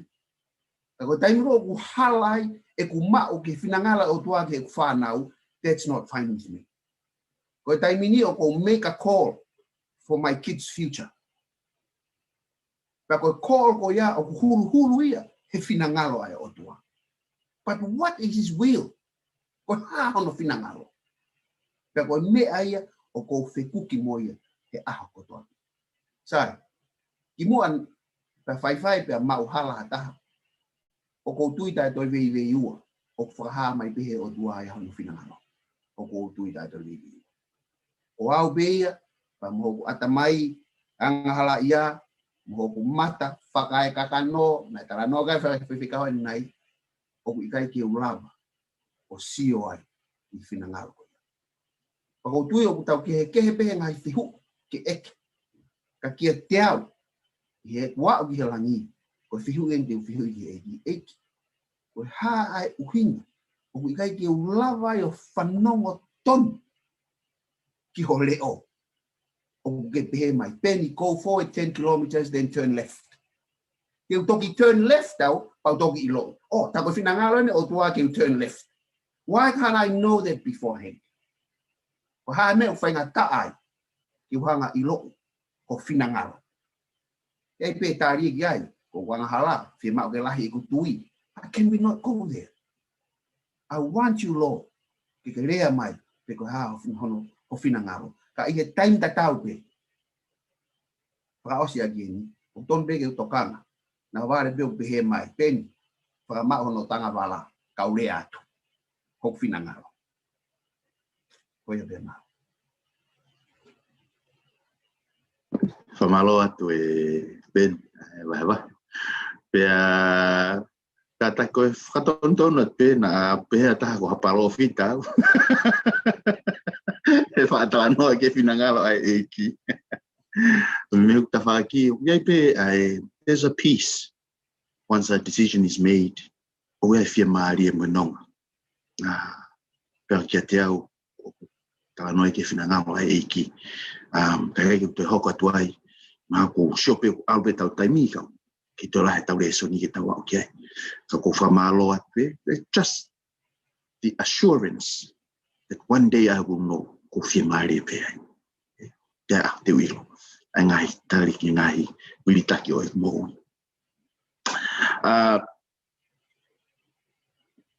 tano mangi peni ke lave apostolo ki ngai me tai ha mai te tau mamatai i langi Ko tano va be Sunia. Malo bite tiu. Wa grinto wa he fa be sta fi do pe ai o mau mamahi maan. Ai o osingo fua o fakatupu ma tau to. Ai lei o kulai haki fakamana wahe au pito. Pe mamafa mo ta ngat. Kai i he mau siofia ngai mea o ha mai. Ka ko ngahi mea o ikai ha mai. He ko ngahi mea o ha mai o osmo fua. Ka ko ngahi mea o ikai ha mai o ta ngatai. Ko ngahi mea ko kai ke ha mai ko ngahi mea o classify au ta iloi. Ka o fie ma mai ke tau hanga whakamatara. Pe ko ha a ngahi mea ko ini. Ko ko mari ia i no hanga i be sini o whakotu whakawhehanga hangai a ngahi whakakaukau. O kia ngahi mamahi o ku maa. Ka ko ngahi mamahi ko ia o maa o osingo fua. Ka o kia ai lelei o kulahi hake mo whakamana wahe au pito. Pea mamafa mo tangata. Ai ko lelei turi ke taha o mamafa mo tangata. Ko e mamahi turi ke taha o ku maa pea osingo fua. Sai. Ka te tau ilo fe. Ai mea o ikai ke tau marhama o sio giai. Kei alu bene anongi. E mahino fe ke te tau tolu. Ai mea o kai ke tau lava. O sio mo whanong. Pea te eki ke huu ke tau whakakaukau. E mahino fe. Te tau whamatalai fe. O giai pe hange koe whatanoa e nai he introduction e le sungi. Malo pe sion. Ka ko te ai ke tau ngai ke mata whiia. Ko mata bena ngau ke sioni ko en be te tau te do repeat tu ko me bena sio ke sioni na ni sio ke langi o fo mo fonua o fo na sio ke Jerusalem o fo pa mahalo si tau fa la sioni ke to mau ha me ke fa mata la ke pa ni be hange hata ini o teu i hono eki tani. I can't blame John te ke ni te o mai ha fa mata o to le yang ke tau lika tu aki ki hewan. Ka ko ngata anga pe me o ma o sione. Pa te tau ngata i pe ai. I me o ma o sione. Halo. Amalot. Ai ta no mai ki ai. Fafikau. Koe tau la hen ho ngau e siasi ho malangai. Ai api masani ko ni ko langi. Tala no mangi ki he o ko ngak fo le ko faingo fua. Ai faingo fua ai no fo ia api ko ia. O ko nga fe. Ho fa fua ke fonua ko ia pe ko ha me o me o ke fa ana o ki ai ko o ki ai. Tala no mai ngai ka ki fa ka. Maro la he pito ai ta ke kina mai tau le so ni pe malo mo ai ngai vai mo. Tana ki Maria mo fa ko tau la kasme me a ke a. Koe ahonia ke te au ko tu au i hanga mena talo ke ko ki I miss. Koe ku mo ui e whakakau. Ko tau singo ke whaiwa ko e horiki. O si hanga kau whaiwa ia. O tae ki whakatātā o e ua noa whāwalu. E whewhea mamani he ua noa whāwalu. O stai e nau tau. Ka ko tui ko aku o whaingofua peheni pea he wani alangi e peheni. O si tāmai e sione ia I Isaia. O si tāmai he kau tangata tohia ai ki I whakatātā ke tau whakatātā a ki alangi. Ko aure vania mo ko atamai whangatangata. Ke ia whahinga mea tene motivate. Ai ka te oi ko mea ko utonga ke au. Ko mea nu ne motivate au ke wausia ko alangi. Nor faria taha. Ko mea nu ne motivate au ke upiki tai ke ku passport ki langi.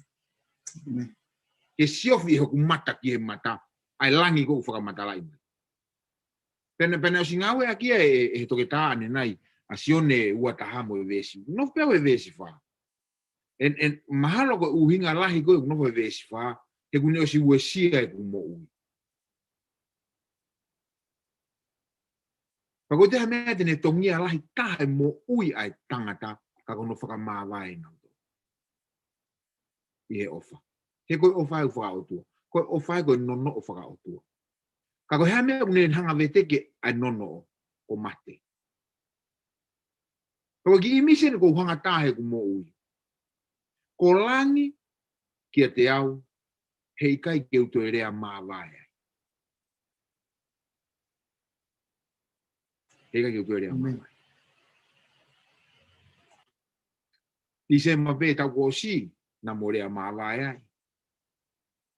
Me pe tau ni na ku rea māwai ai.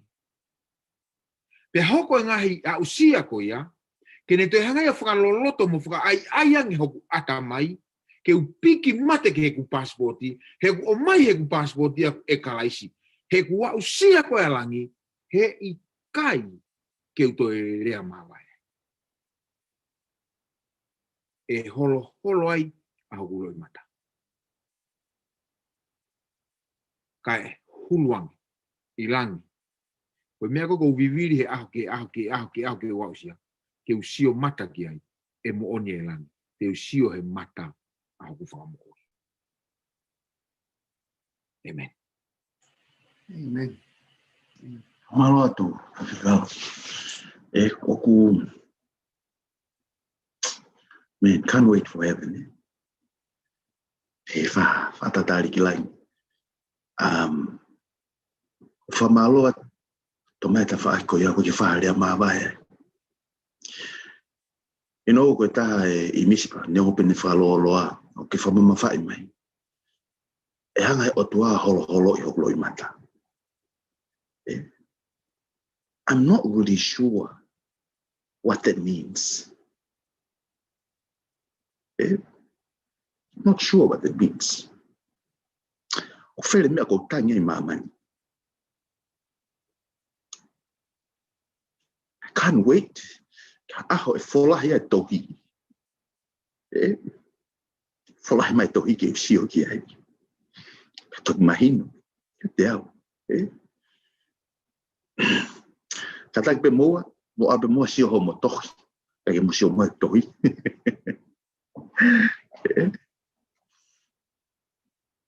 Can't wait. Ke aho e holo i holo i mata. When the day comes, tatari ki ai, pako whamalo atu Feao. Iho talanoa me ta whako ia. Whaosi, the great teacher. Kalais. Whaosi. Talanoa mai Feao kataki. Ke ngai whamatala si su whelawe i pamo e tamai. Pamo amanaki rei o hangat ki ai Kristiane. Amanaki te tau whimataki. Pea moia i langi o hoka tuai ai a koai. Mahalo apito e Sunia. E whakamalo la au pito. I he tāke kina ko whaiga tau tolo e kuata koe ni. Pausia e le soni koe ahani. Kia te au wafoi tui pe. Ko musio koe ke kosperi katoa. Ke kosperi katoa. Make luke sione. Matiu make luke sione. Ta imi kotoa pe ku tala noa ya sisu ke whakawhelawe i ia mo e tamai. O ia e mea e ua kune hulu i mai. Really stand out. Ki he whakakau koe ako. Kaku omia he re soni koe ahani. O mai he re soni ia e vesi i me kosperi e tolu. Keke uto e lawa tu e au. He kumahu inga. Kune hulu i me pe mea e ua koe. Ulu aki. Ko taimpe uta noa sisu whelawe i mo sisu mo e tamai. O ni o mai mea ula koe ni. Koe whakamoui. Koe whakamoui. Koe whanongo. Peka pau te ke misi e koe a sisu mo e tamai koe whakamoui. Ka ona ke misien. Ona ke misien. He kutau tono no he aho kotoa pe. Ko taim kotoa pe he kosperi uta noa sisu whekawaki mo sisu mo e tamai. O kai ke ngata pe ne o mai koe whakamoui. Ka oku tau ai e tau amanaki rere. Pe neongo e lahi fau e tau tae malawa. Neongo pesete hiva poini hiva ai tae malawa a Pelikani. Tala mai Paula, I am the chief of all sinners. But my hope, hang on to my Jesus. Kaya hatahe fu koviangi. Kaya hatahe fu wanga halangi. Ke tae malawa sisu ko e whakamoui. Ke to ole me tuunga ku iai. Ke nea usia puli angu ni hana teu teu. Kaya ha amanaki e lusa. Kaya ha amanaki e siva. Kaya ha amanaki e tue noa. Ke tae malawa e amanaki lere i. Ke piki mate ai. Niongo e ku tohe aho kotoa pe. Kalamai, i ngaki hake homata. Ko hoku sisu ko amanaki lere ia. Ke puranga. Amen. Tabu kina mo eiki. Amen. Malo Feao. Malo lai. Pen. Time ki sia matakafu ni ma eiki.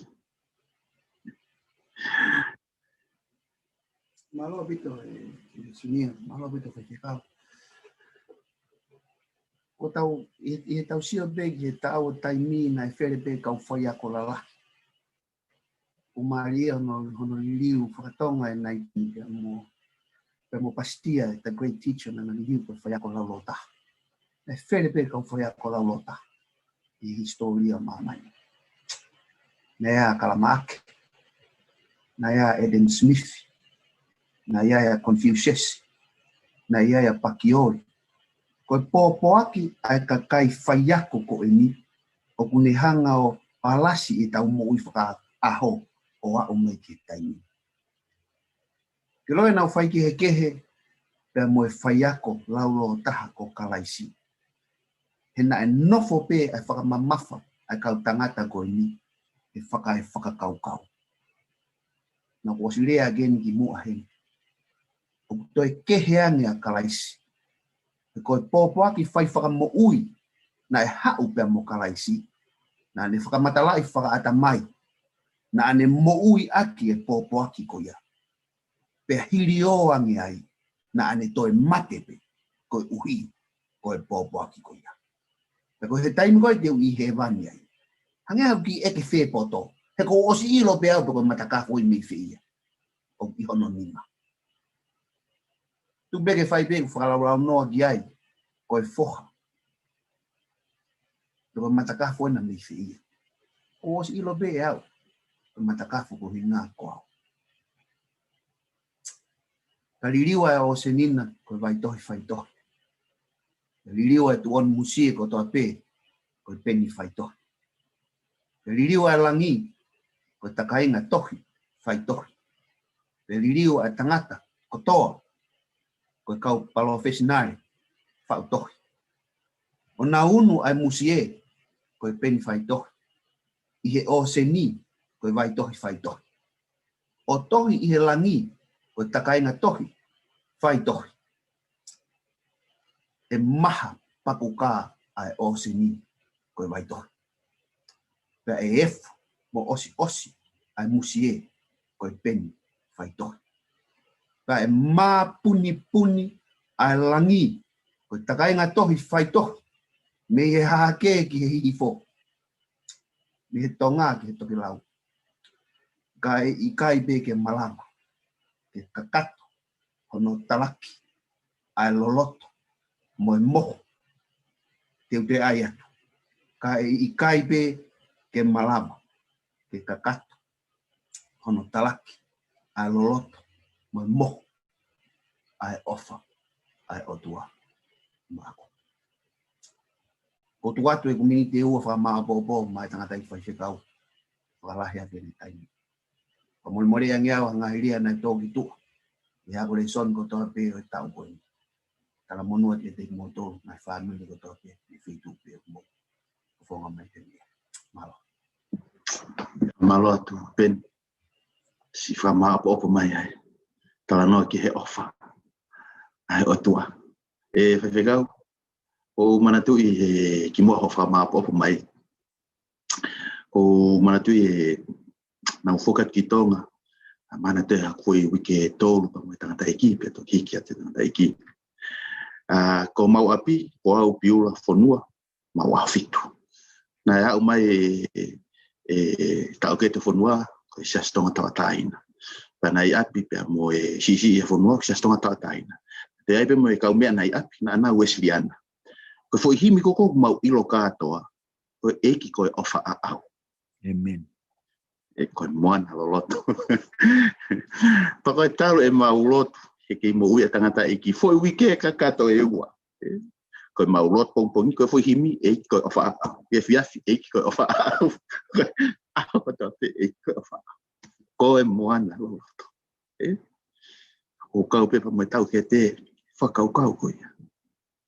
Koe ofa pe e ki. E keresi, te tau au si ai.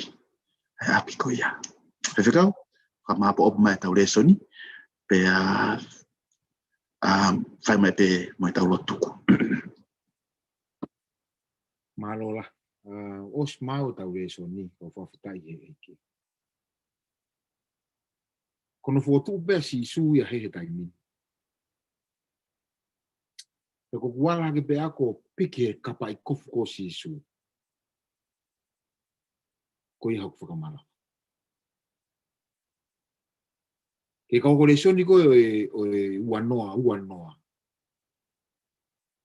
There is nothing in me that qualify me. Ke wau siala. But there is power in Jesus. Ke ne alasi au. Ke wau siala. Mo oni au pito e same ko e hiwau pe. There is nothing impossible for my Jesus. There is nothing too much for my Savior. Nothing. He ko ene tau mua, ke whakamo ui koe, ke whakotua iho amanaki lerei. Te ke whalu te ki tau toru. Hane fotu mai he ngahi au. Tene ui ho tau ngahi hingoa. O mai e mo ui o fo'ou, he kamata fo'ou. Ki ha mo ui e to e loloa nge ia. He mo ui koe ni moe mate. He o kaito e osia. Tāpu ina ki mo toru he eki. Te mo e son koe. O tau wako I he kuatani. Amen.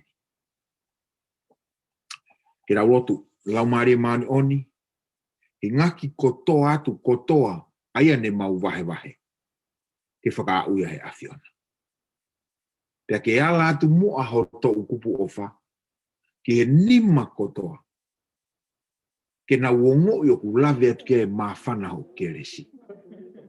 Pea e malawa pe. Ke ma wausia I taniti. He koe otua ofa koe. He whanonganga koe. Ka pukina ki mautolu ka mau ka lakasi Krismasi. Ka mau ka ausia tau fo'ona. Ke mau mauia o whanongomo ia.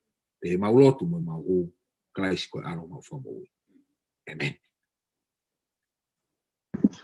Amen. Malo ang tangata. Kainga koto pe me ope. Merry Christmas and have a happy new year. Pato whiloa ki wikau. Pa mo le son fo'o o kuata fo'o mo mea.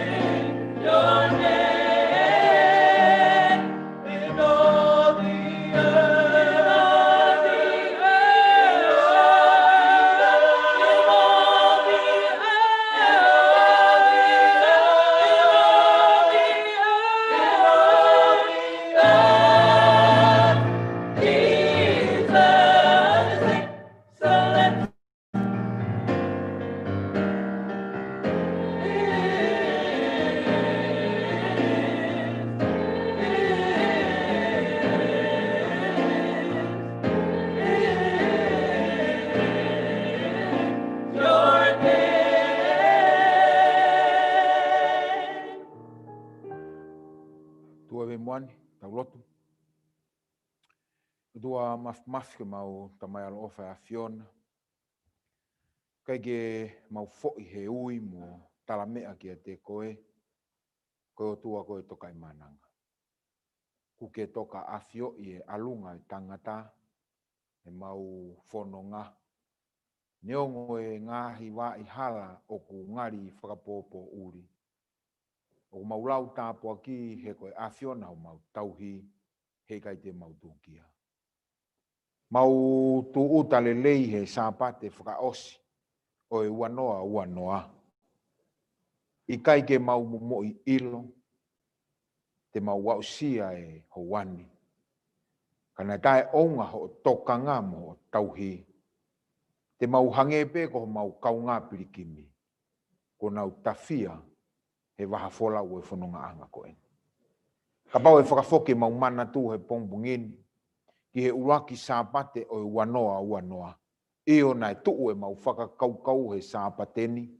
Ka kohono alunga nai pūri. Nai lilo. Ka whakawhitai ho mau lau marie. Ko ke omia ki mau tolo. Pea neongo ko mau mawai mo mau ngahi of anga he hala whanonga. Ka ko mau tuu si he pongbungini. Ke whakafoke e langlangi ki he afiona. E ku whakamooni e pēteria ke.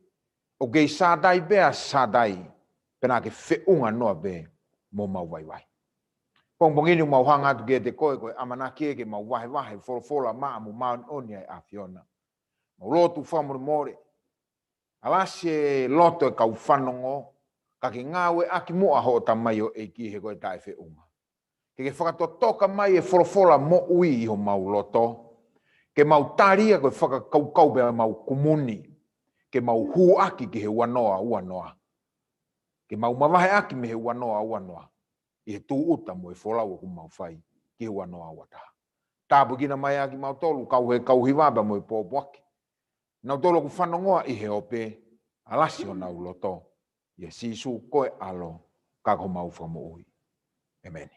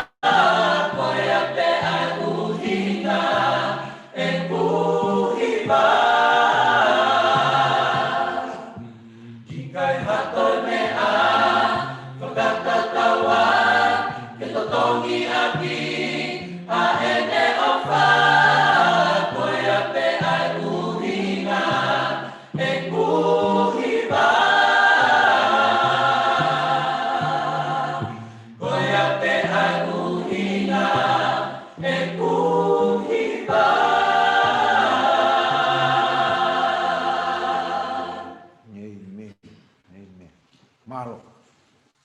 Walo ki kau taravou he hiva maari. Kou tu pete me muani o kongo I mafana. Ko mafana he hiva whakaofu ofu o mai he kau taravou. Toton pe ui kau taravou ko ni ko te ngasiasi. O mai he ki toe ngasiasi. Ko mau kau taravou to lahi au pito. Ka ko ki toe ngapeni ku nau o kei fei lau I ho nau taimi he bongbongin ke nau kau whakataha ba moau I he o atu e tau polo kalama laiwi hono o atu e tau malanga whakaos sa pate eni o e wanoa pea koutui nei kai ke whaingo fua ka ko hiva ko o mai kau talavou ke te au ko hiva totonu pe ke whakaosi ake tauni ko ia pe tu unga e ku hiva ka pau te tau whehui na e makatu unga he ha e tau lakasi e whanonga anga e uanoa. Ka tau wau sia sa pate whakaosi o tisema. Na e makatu unga pe ia he ofa ata pe ai otua. Pea koe uhinga ia o ku totonu ai ke tau hiwa.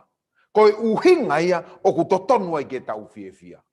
Koe uhinga ia pulu totonu ai ke dumba. Mari au pito ai whakakau.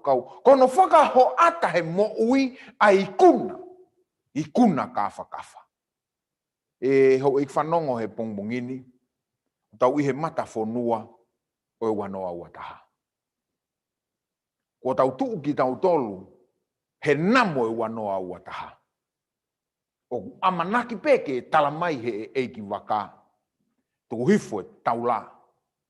Whahifo e waka whoko tuu, pe alofi atu ki he one uanoa uataha, he ko tau whanua. Ka ko hai e taloto e tai whiawhia. Ko hai a loto e tai whakawhetai ki he otua. He koe toawhana tau whanonga I koe toa whawhainga taa. Koe o senina tau wholau ai na e lahi hono ngahi peau, na e whasi hono ngahi peau, na e hake he whunga waka, tau wakai e ki he hala whanonga. Ta fia e ngahi mo ui o tau ngahi o whanga. Mei sanuare e uanoa. Koe ni ko tau tuuta. I he tisema whakaosi. Pe koe sapate whakaosi e tisema o wanoa. Whawhetai o ku lau mari e he pong koe. Tau rea whataha mo e pēteria ke ko sisupe. Tau rea whataha mo e pēteria ke o kei sātai pēa sātai. Whe unga noa ia mo tau waiwai. Nei kai aha potoi, nei kai aha taukei, nei kai ke iai ha mawhai, ke lava ke hao whakia ke whanonga, a hoku whamiri. Ke lava hao whakia ke whanonga, a ho tau siasi. Nei lava ke kau whakia ke whanonga, a ho tau community. Tai magatuunga e tau maore fua mai mei sanuari. O tuuta I tisema o wanoa, o ofa ma ata bea. Ai o tua. Ka venga malanga ki he pongpongi ni o ku peheni hono whakarea. Tuku he mata whonua o wanoa wataha. Vesi malanga o ku to'o ia me he tohia no mipa wahe hongo fulu mātolu. Vesi ulua ki bea moewa. O peheni hono lau. Pena e wholofola sihowa ki a Mosese o pehe. Ke whekau hakau tangata ke nau alu o wakai ke whonua ko ke nani. Aia te ufoaki ke whanaua Isileri, i he whahinga takitaha o e nau ngahi tamai, ke mo whekau ha tangata o ku takitaha mata apure ia te ki nau tolu. Ka vei ngā o ku tau tuu he mata whonua o wanoa wataha. Ke tau lotu. Lau mare mane oni, parea be mua hau tamai o eiki. O whakatotoka hau wholofolahe loto e kau whanongo. Pea ke mau tari o kumunia. Ke mau whakaosi ake wanoa. Pea mau wa atu. He one mata whonua o wanoa wataha. Ia sisu koho alo. Kako mau whamui. Amen. He whakakaukau e pongi koe ni. O ku nehanga o taki e ku whakakaukau. Ki he whanonga koe whanaua Isileri mei isipite ki he whanua e talawha. Pe ko ia koe ku iloa koe exoto. Koe exoto he tānoa o he wholofola. Koe whanonga he waha whanua o isipite ki Kenani. Pena e whiunga e mo e tau e whanoa. Ka kou loto ke o mai e whakakaukau pea kou taki koho toka ngā he pongbongini, ki he mata whanua ke nani na e tala ofa e he otua ki he whanaua Isileri. Ko enyo ku nau wofi, ko nau sio, ko nau wakai ki ke nani. Pea koe whakakaukau ia e to mai i he pongbongini. Kou manatu i mau pē, mau kei i ki, mau nofo i tonga koe amanaki pē ke hoko e whai tau kirisimasi to tukua e ako mau foki ki hapai. Pea koe mau foko ki hapai na e peho mau waka. Waka o ua na e ui koe utu malama. Pea o ku fōu atu e wakai no muka. E awhi mango. Tai me niutu i whanoi. Pea alu ki tungua. Pea toki whaosi mai ai ki o ua mau hifoi. A mau tolu koe mi o ua. Koe taimi maari e taha e whanonga, taimi koe ku hako ai pe kovi koe tahi. Koe kovi koe tahi o ku wheria ki holo e waka, pea, koe mea kou manatu he ku nofo ko whakakaukau koe ki ai. Koe ne o ngona mai pe ki i rea ku pehe, ko kerewhesia e na mo tonu mea. O hange une o si o mai e hanonga. Hange une si o mai e hawhie maari e, mo tolu koe mo taukeiange waha wholau koe o tonga ki hapai, ko kerewhesia mo tonu mea, o ku tuu ia waha ano muka koe mo tonga. Ko ne pēma pēa taha ko kerewhesia na mo tonu mea, o si hao ke ku whakakaukau, ku ofi ano muka. Ku wawe pe ke tau e wakaki no muka. Ne ongo e pēa ulalahi koe ku mau whetaulaki koe pēa moia. O ku kake fuoloa foke fuolau ia koe me tonga ko sio iki tofua. Sio ki kao. Kai asi fuoloa tofua ia mo kao. Hei kai pe whahau iki tofua mo kao. Ka kone pēma pe koe ai kau pāse se pe koe kau wakatara mai. Ko kerewhesia e na mo tonu mea.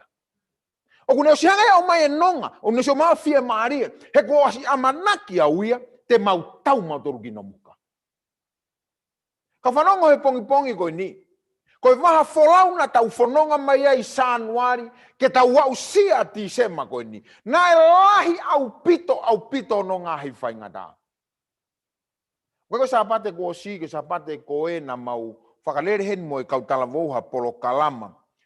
Pena e lawe a kalasi o whekau aki pia mo ki nau tolu e sia si ko nau tō tau lolo tō ngai whanonga anga koe ni. Ongo au pito, he koe exoto e ua noa koe exoto whaingata mo oni. Pakoroto e upore ki tau tolu he pong koe ni. Ke whakakau ange, hangea pēne ku tau tuku tau tolu he mata whanua e ua noa ua taha. Koe haho anaua. Koe hae mea ku ege amanaki ki ai te ke hau sia e ua noa ua taha. I he tau whanua ke he ua noa ua taha. Koe haa aho o visone loloa ke ua noa ua taha. Ia e mea tolu te urea kia he bongbongini. Uluaki. Koe ku visone pe koe tau visone ke he wanoa ua taha. Ua. E fefe hoku loto. Pea ko hono tolu. E ku whakapapaui ko hai o kou whalala ki ai. Me e tolu te utara noa vahe no ki ai i he bongbongini. Ka ko whakawhai koe ke hawa ke tau toe whokengi ke tau vesi te whito. Aina ku lau atu koe ane nai. No mipa taha tolu vesi ulo aki pe mo vesi hono ua. Pena e fola si hova kia Mosese o behe. Ke whekau ai kau tangata, ke nau alu o wakai ke whonua ko ke nani. Aia te ufoaki ke whanaua Israeli i e whahinga takitaha o e nau ngahi tamai ke mo whekau ha tangata o ku takitaha matapure ia te ki mo tolo. Hoi whanongo, koe whakakaukau koe niku o si ofi apito a ke nani. Ka ke hanga mana tui, ko ke nani ene o si tala ofai he o tua mai whanaua Israeli. Koe whanua koe ko ke nani, koe whanua e kua paupe ke ausia. He whanaua Israeli. Pete ke loto ki ai pe ikai, kua pau ke ausia ia, ke na ausia na tolo a ke nani.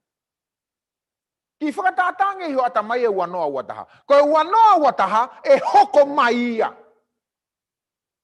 Koe tau ausia koe wanoa wataha, kua paupe ke tau ausia e tau tolu. Ka e fefe tau ausia e wanoa wataha. Ko Mosese ni mo e whanaua, dange Mosese.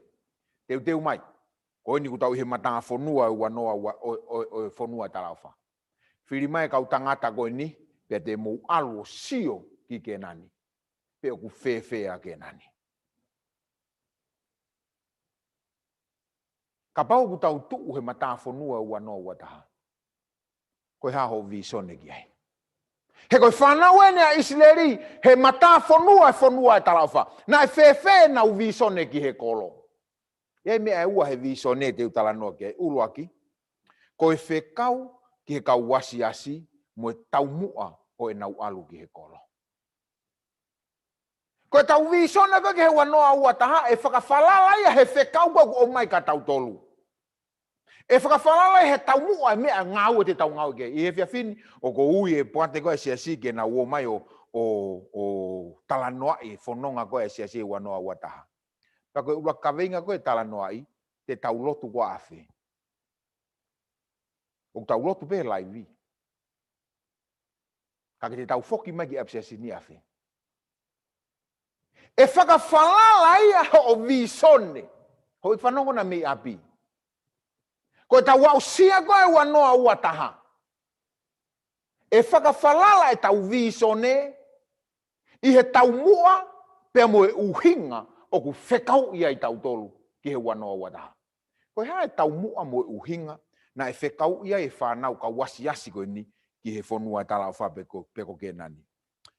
Hau mau ke teha no mipa vahe taha tolu vesi taha fitu mo e wanoa. No mipa taha tolu taha fitu wanoa. Pena e whekau e Mosese ki nau tolu ke nau mataki ai whanua ko ke nani. One pehe ke te ki nau tolu. Mou alu hake i he hala ki he potu tonga, pea ke mou hake ki he mounga. O mamata ki he whanua, pe oku fe ia.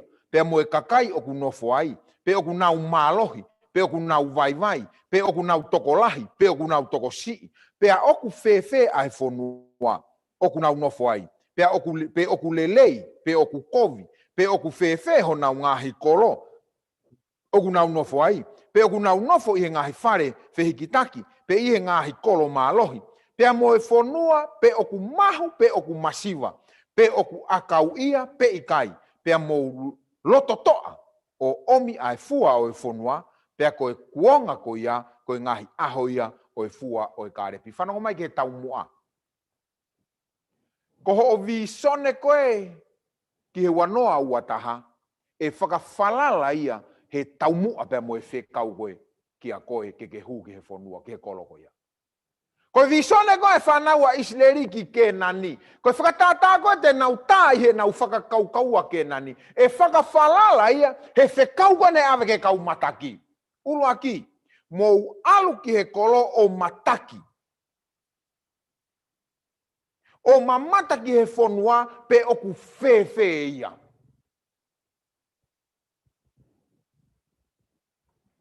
Fe kakai oku nofo ai. Fefe o na malohi. Koe hae whakakau koe te tau sio atu aki ki he kolo. E maka tuunga pe he ai ngahi whakatu te tau hu aki ki he wanoa wataha. Oro tonga whotu e palani ngā au e koe siasi ki he wanoa wataha. Pea koe palani ngā au e koe a ngalutuku i palatais ki he wanoa wataha. Oku maka tuunga he whakakaukau i he whekau. Pea koe whekau e no beheni. Ngā au e wahe uluaki, vesi fitu pea moe walu. Koe palani, koe visone koe asiasi ngalu tuku ki he wanoa wataha, oku whakawhalala ia he whekau. Koe whekau, alu, Jerusalema, Siudea, Samaria, pea ki he ngataanga mamani. Koe whekau ia. Pea koe tau visone e whakawhalala ia he tau whekau. Koe visone koe whanau a Isileri, na e whakawhalala ia he whekau, mo e taumua koe whekau. Koe whekau wana ange mo sese ke kau mataki, mo sio ke whanua pe ku whewhe, o ku mohu ta whea, whewhe hono kakai, o ku nau lalahi, o ku nau toa, pe e whakawhalala me ia e visone koe ke nau huaki ki kenani. Koe whanongo. Koe hae whekau e atuka koe ke huaki ki wanoa wataha. Ko ngā noa visone. Whewhe ngahi whakawhe ātungia. Koe hae ngahi palo pare ma. Koe hae ngahi whakawhe ātungia, hange te ke whetaulaki mo ia. Hau mau ke te hanomio vai tātolu vesi wa walume wahiwa. Ka oku mālohi ai kakai oku nofo i he whonua. Pea kuo āmaka ai ngahi kolo, o lahi au pito. Pea naa mau mamata i ai ki he whanau ānaki, oku nofo i he potu whakatonga o e whonua e kau amareki. Pea koe kau heti mo e kau sāpusi, mo e kau āmori. Oku nau nofo i he ngahi mounga. Pea koe kau kenani, oku nofo aki nau tolu o ofi ki he tahi. Pea mo e mata whonua o soatani. So mai koe mene sio kia koe e kau mataki. Mantui koe viso neni, sio e kau mataki. Sio e kau mataki, malohi au pito e kakai. Ua, oku āmaka e kolo. Tolu. Oku iai mo e kau ānaki aku nofo ia ki mua pe hao ki kenani. Nofo ai mo e kau amareki. Oku iai mo e kau sepusi. Iai mo e kau amori. Ka atoa kakai koe ni koe kau toa, koe kau tau e nia. Ai aku hange kia Moses e ia, mo e whanau a Israeli, te nau laki whetaulaki nau tolu mo e whaingataa, pe nau toki ia watu ki kenani. Heko tala mai, ko kenani ia, oku nofo aki nau tolu ia ofi ki he tahi. Mo e mata whonua o soatani. Peka mau te nau whauatu nau tolu e ngai whaingataa koe, ke toki ia ki kenani, ta e ulaki whaka isa e whonongai pa toki ia ki kenani. Whanongo he peheni ho visone. Ka pau koe mea e kuke sio e hoko he wanoa uataha, e whaingata a pehe pehe o whanonga. Kuke o si lau pe koe palo parema, kuke o si lau pe koe whaingata. Nofo koe ke lau palo parema mo lau whaingata. Kai ke lau e koe whekau nai atu e he otua. Koho whekau wakai e whonua. Pe whakawhalala me iai ho visone ki he whonua. Manatui ne o si tala ofa selu a ke nania ma Israeli. Pena e toton ke ua toi vei ua. He kua tala ofa ia manau tonu. Visone e whakawhalala e visone i he whekau. E whakawhalala e visone he paloparema koe o kuke whehangahanga i moia. O fotu mai he pōpake o bongbongini. O ua nā whakamamafa ho o tokanga he whaingata. Ka pau te tau sio ki he wanoa uataha. He wanoa uanoa.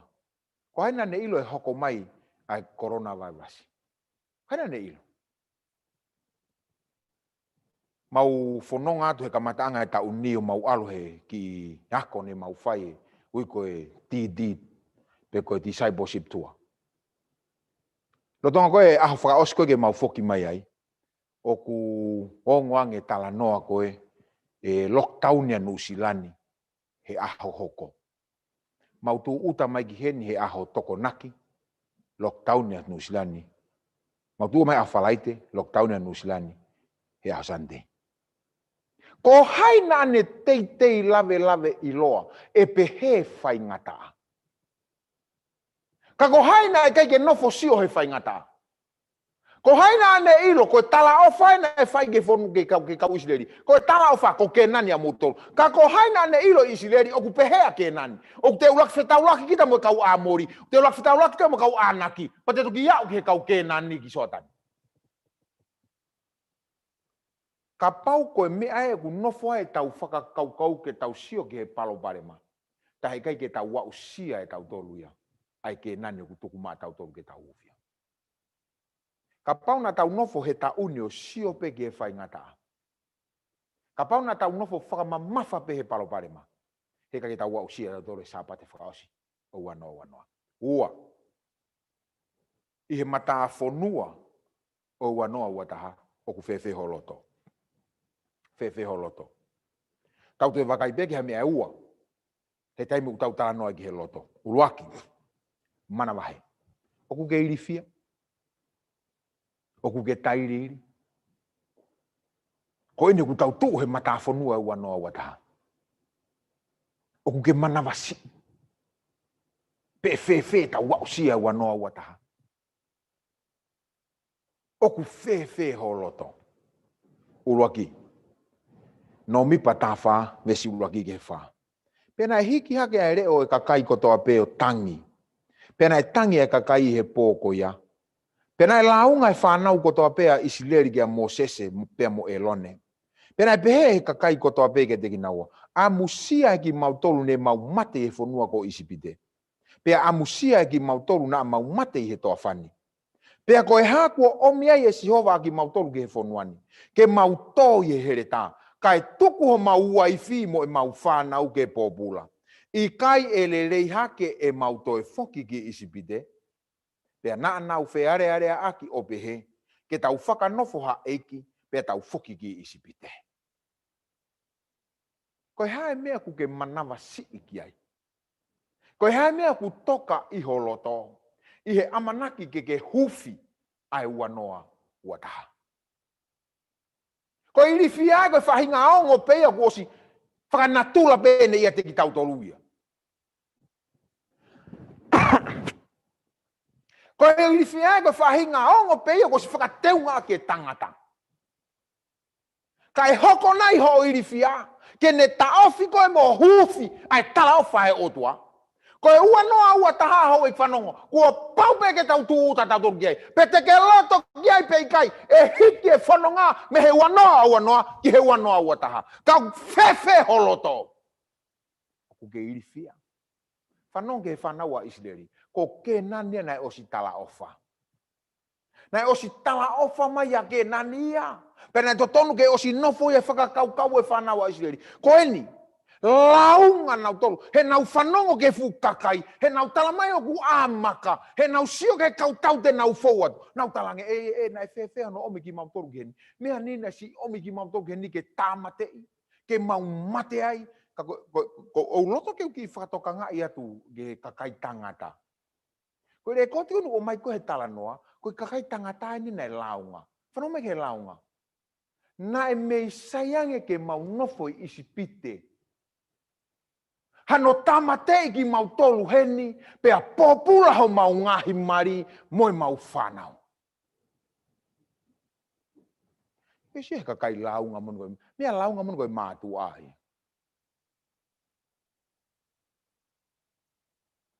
Koe hae whainga mea, kune hanga ai ki tau tolu ke tau launga mo tau. Pea koe nu wau ke tunga o tala mai ia, launga koe mātu ai, na ware area na tolu ke whiri hataki fo ou ia, ke whakafoki nau tolu ki isipite. Whatoka ngai ni e kau whanongo. Sai peo koe ke te toko lahi ngai siaski heke whanongo mai ko penwosi a tātāpe. Whatoka ngai ni penwosi. He ko tau ngahi palo pare mai ni he whanonga anga koe ni. Teke u whanonga o hasiasi. Ko tuu hake whine mātu ao whau. ke nau mawahe nau tolu me se asiko ia. Koe ngahi mawahe koto ape koe mātu ape. Whiri ha nau taki, pe nau foki nau tolu ki isipite. Wakaiange ke he whanonga he maari e. Wakaiange he whanonga he whakaofo, ai whakakaukau, koe whanua ana tala ofa. Koe ike nau toe foki nau tō kamata fō. E hanga nei ho o iri fia mo o manawasi i o taofi koe. Ke oa nā ke hao ki isi. Ke nani. E taofi nei ho o iri fia mo o manawasi i koe. Ke oa nā ke tū uta ke wanoa wataha. Peni u fuulahi. Are the obstacle of 2011 too much for you to conquer?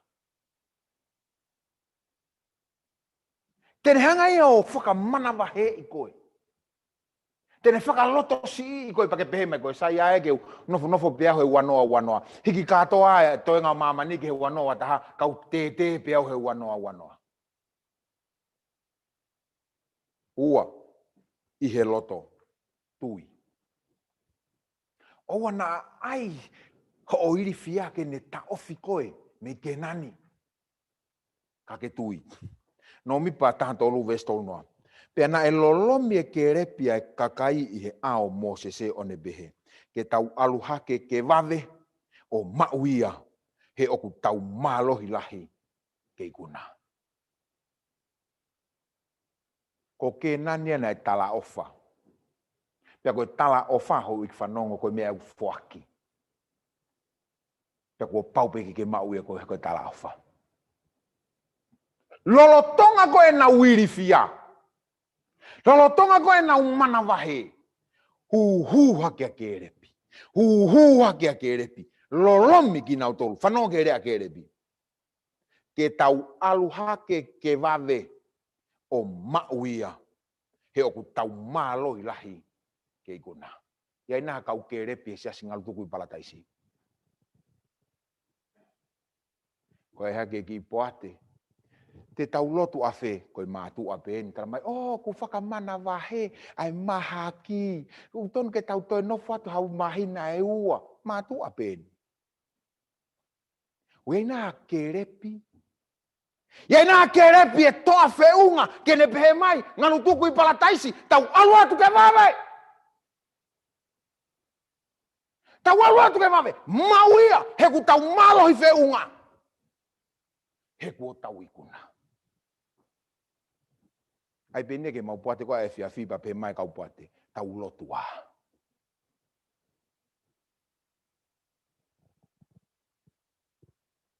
Koe haa uhinga te tau tue whakatutu. Haa uhinga o ke toi nofo i apita mino. O whakatutu mai ke toi toloe ke tau lotu he tau whou. Whanongo mai ko ke repi eni. He koe mea ta tau e nai hoke he matua isileri. He amanake nau hufie whanua e talauwha. Mea ta tau pe.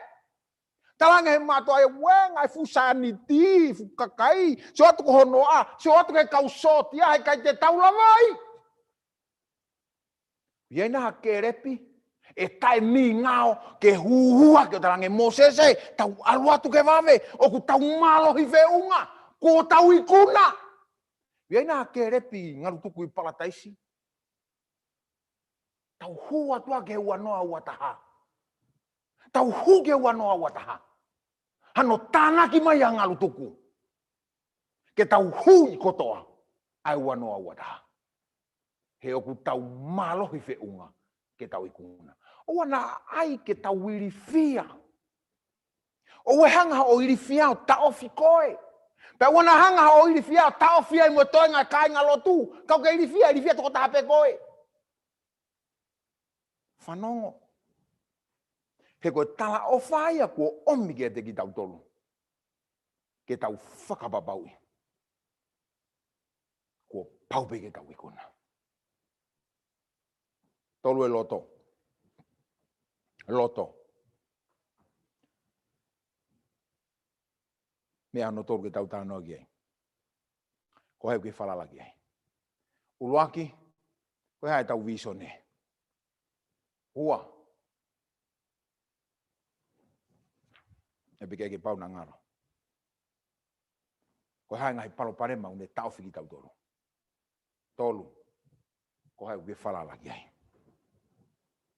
no mi patah tolu ve si tolua mo tolu pe nana u omi ke fana wa isleri ai ongo kovi o fonua na na u alu o vakai o pehe ko fonua na mau alu atu ke vakai ki ai ko fonua ia ku ne keina ke osi hono kakai pe ko kakai ko to pe na mau mamata iai ko kau tangata lalahi au pito pe na u mamata iai ke kau tangata lalahi whakamana wahe ko ngahi foha o anaki ai aku tupu e whahinga lalahi pe na mau tatau iho nau mata o mau tolu mo whanga hee pe na mau pehe mo oni iho nau ao o nau tolu nau loto si ipe nau tolu mo mana wahe he sio ki he kakai ko hai u tau whala lagi ai ka pau koe ngahi maka tu ungai gune whakawhi ātungia i ki tau tolu he tau wau sia mea kua fuaki mai e he otua. Oku ke whalala ka hai. Pe maka tu ungai tau whalala i he mea ku tau ilo whekau aki bea moe otua. Whanongo mai. No mi pata whawe stahataha mo tahua. Pena e he sihova ke mosese. E whewhe hono fuoloa o e whaka itai mai ai kakaini kia te aho. E whewhe no fuoloa e tau whaka itai ai otua. E tau tala u tau whalala ki he otua. Ka tau kei whaka taupi toi koipe hono whaka hoko tau whatongia. Ko ke nani e kua whaki. Kau kei apuru pe tau hufia ke nani. Ko tau kei tae whalala. No mi pata whawe statolu ke tahano pena behe mosese ke sihova. E toki whanongu kia ia kakai isipite. He nāke omi i he mālohi ai kakai ni mea te ki nau tolu. Pea te nau tala ia ki he kakai o i whonuani. He kua nau whanongo ko koe ko sihova, o kuke i he kakai ni. Kua ke mamata aki pe, pea kua tuu ho ao i olunga ia te ki nau tolu. Pea oku ne mua ia te ki mau tolu. I he pou o e ao, i he aho, pea mo e pou o e afi i he pou. Pea ko eni, ka pau te ke tamate i ai kakai ni koto ape, o hange koha tangata toko taha. E toki rea ai ngahi pure anga kua nau whanongo ki hoongongo opehe. Ko e uhi kua i kai wha omi e sihova ai kakaini ki he whonua, na ane fuakawa ai kia te ki nau tolu. Ko ia kua ne tāmate i aki nau tolu i he toa wha. E ho i whanongo he hoani. Ko i whalala ki he otua, he kai ke ne tukuange koe ke toa noa. He kai te ne ri aki ki tau tolu. He ko sihova no wafa. Tange Mosese o tua. Ka pau he kai te ke ave ki mau tolu ke whanua tala wafa. Ka pau te ke whai ki ho mau loto mo mau tae tui mo mau whaka alonga ua. Pea ke whakangata ki mau tolu me whanua tala wafa. E toki tala noa i ho huafa i isipite. Ka koe hui ko sihova hono huafa. O kune whaka amu e nau mo e koloria ke ia teia toko tahape. O kui kai koe malohi e kau tau isi le rina na wau sia ke nani. O kui kai koe nau toa mo e nau tika. More ke mama. Koe mawhai bea mo e nau ata ape. Oe o tua. No mi pa ta whawe si wanoa mo wataha. Pena behe sihova. Kua whaka more o hange ko horea. Kai hange koe mo onia e ku mo ui. E pito a mamani ko to ape. I he nau o sihova. Au tuku i palataisi. Mo tuu hake ke tau hufi e wanoa wataha. Tu hake me mohe, tu hake me irifia, tu hake me manavasi, tu hake me whakapiko, tu hake. He kua pehe sihova, kua whakamore o hange ko horea. Kai hange ko mo onia e ku mo ui, e pitoa mamani kotoa i he nau o sihova. Ka pau te ke mohe koe, ka pau te ke whakapiko pe koe, ka pau te ke kei whakataupi koe pe koe. Taramai e sihova. Pehe ai pe koe ia. He oku mo onia e kurea, e pito a mamani i hono nau. Ko e tau wausia koe wanoa wataha, ko e tau lakasi koe ai wanoa, ke nau ia pe a Sihova. Ko e laka atu ke whanua e tala o wha, oku i kai koe toa, oku i kai koe poto. Ka koe laka atu ke whanua e tala o wha, aena e tala o wha e he otua, ko e laka ia e kakai, oku nau tui mo falala, ki he ikuna kafa. Asi ova frausi no mi pata fa be si hiwa pe mo fitu be mo fa fango te ka mohe ke na wa te ke mai tau hiwa tuku Wa pifo ka mo ya hen. Nyongo toko ni ma ko ni we be ka mo ya. Mo a ke te ta hiwa tuku. No mi batafa.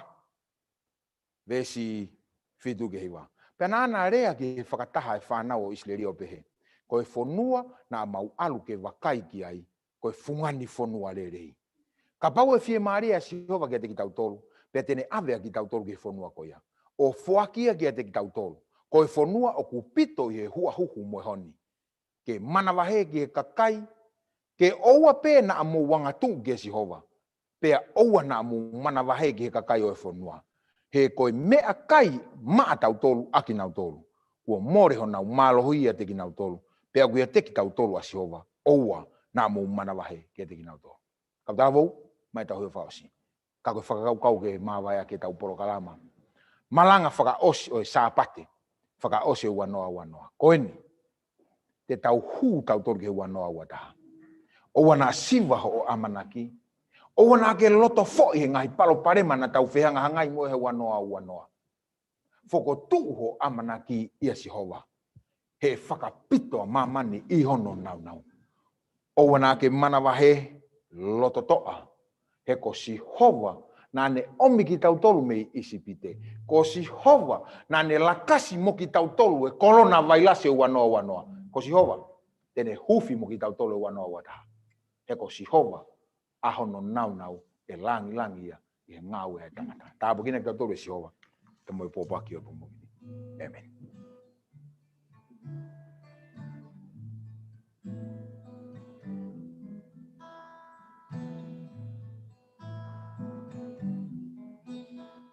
I remember as a young boy so clear, sitting down at my mama's feet.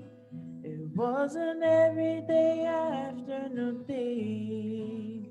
To me from the Bible she'd read her favorite passage of scripture. It was something about planting a seed. Then she'd close her Bible and softly she would say to me, "Oh, you reap just what you sow, what you plant, one day will grow. Remember the things that you do, sooner or later will come back to you. So be gentle and be kind, you'll get the same thing somewhere in time. I want you to know you'll always reap what you sow." Think how much better we'd be if we lived by this golden rule.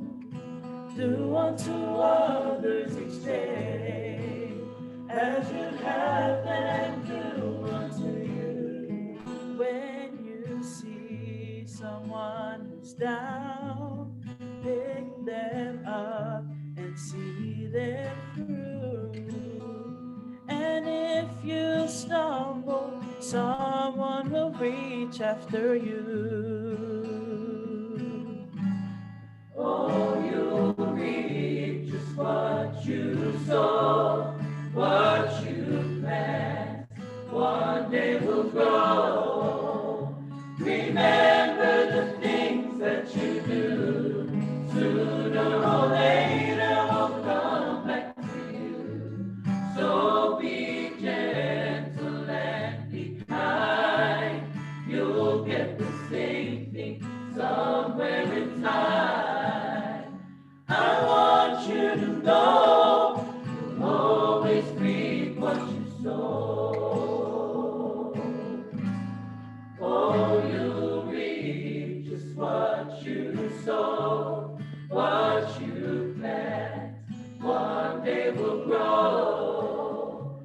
Remember the things that you do, sooner or later will come back to you. So be gentle and be kind, you'll get the same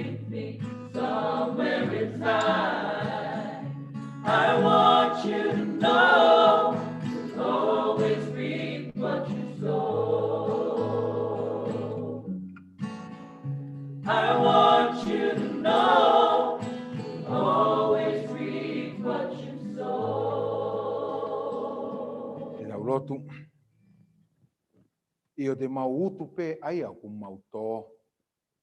Kau e mau kore he houa ko eni.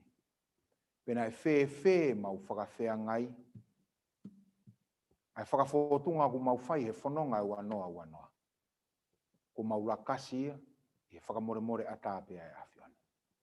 Mau tu uta he sāpate koen, ke nau ia pe ai awhiona. Paka mau huwhi wanoa uataha, ke talai pe gloria mai awhiona.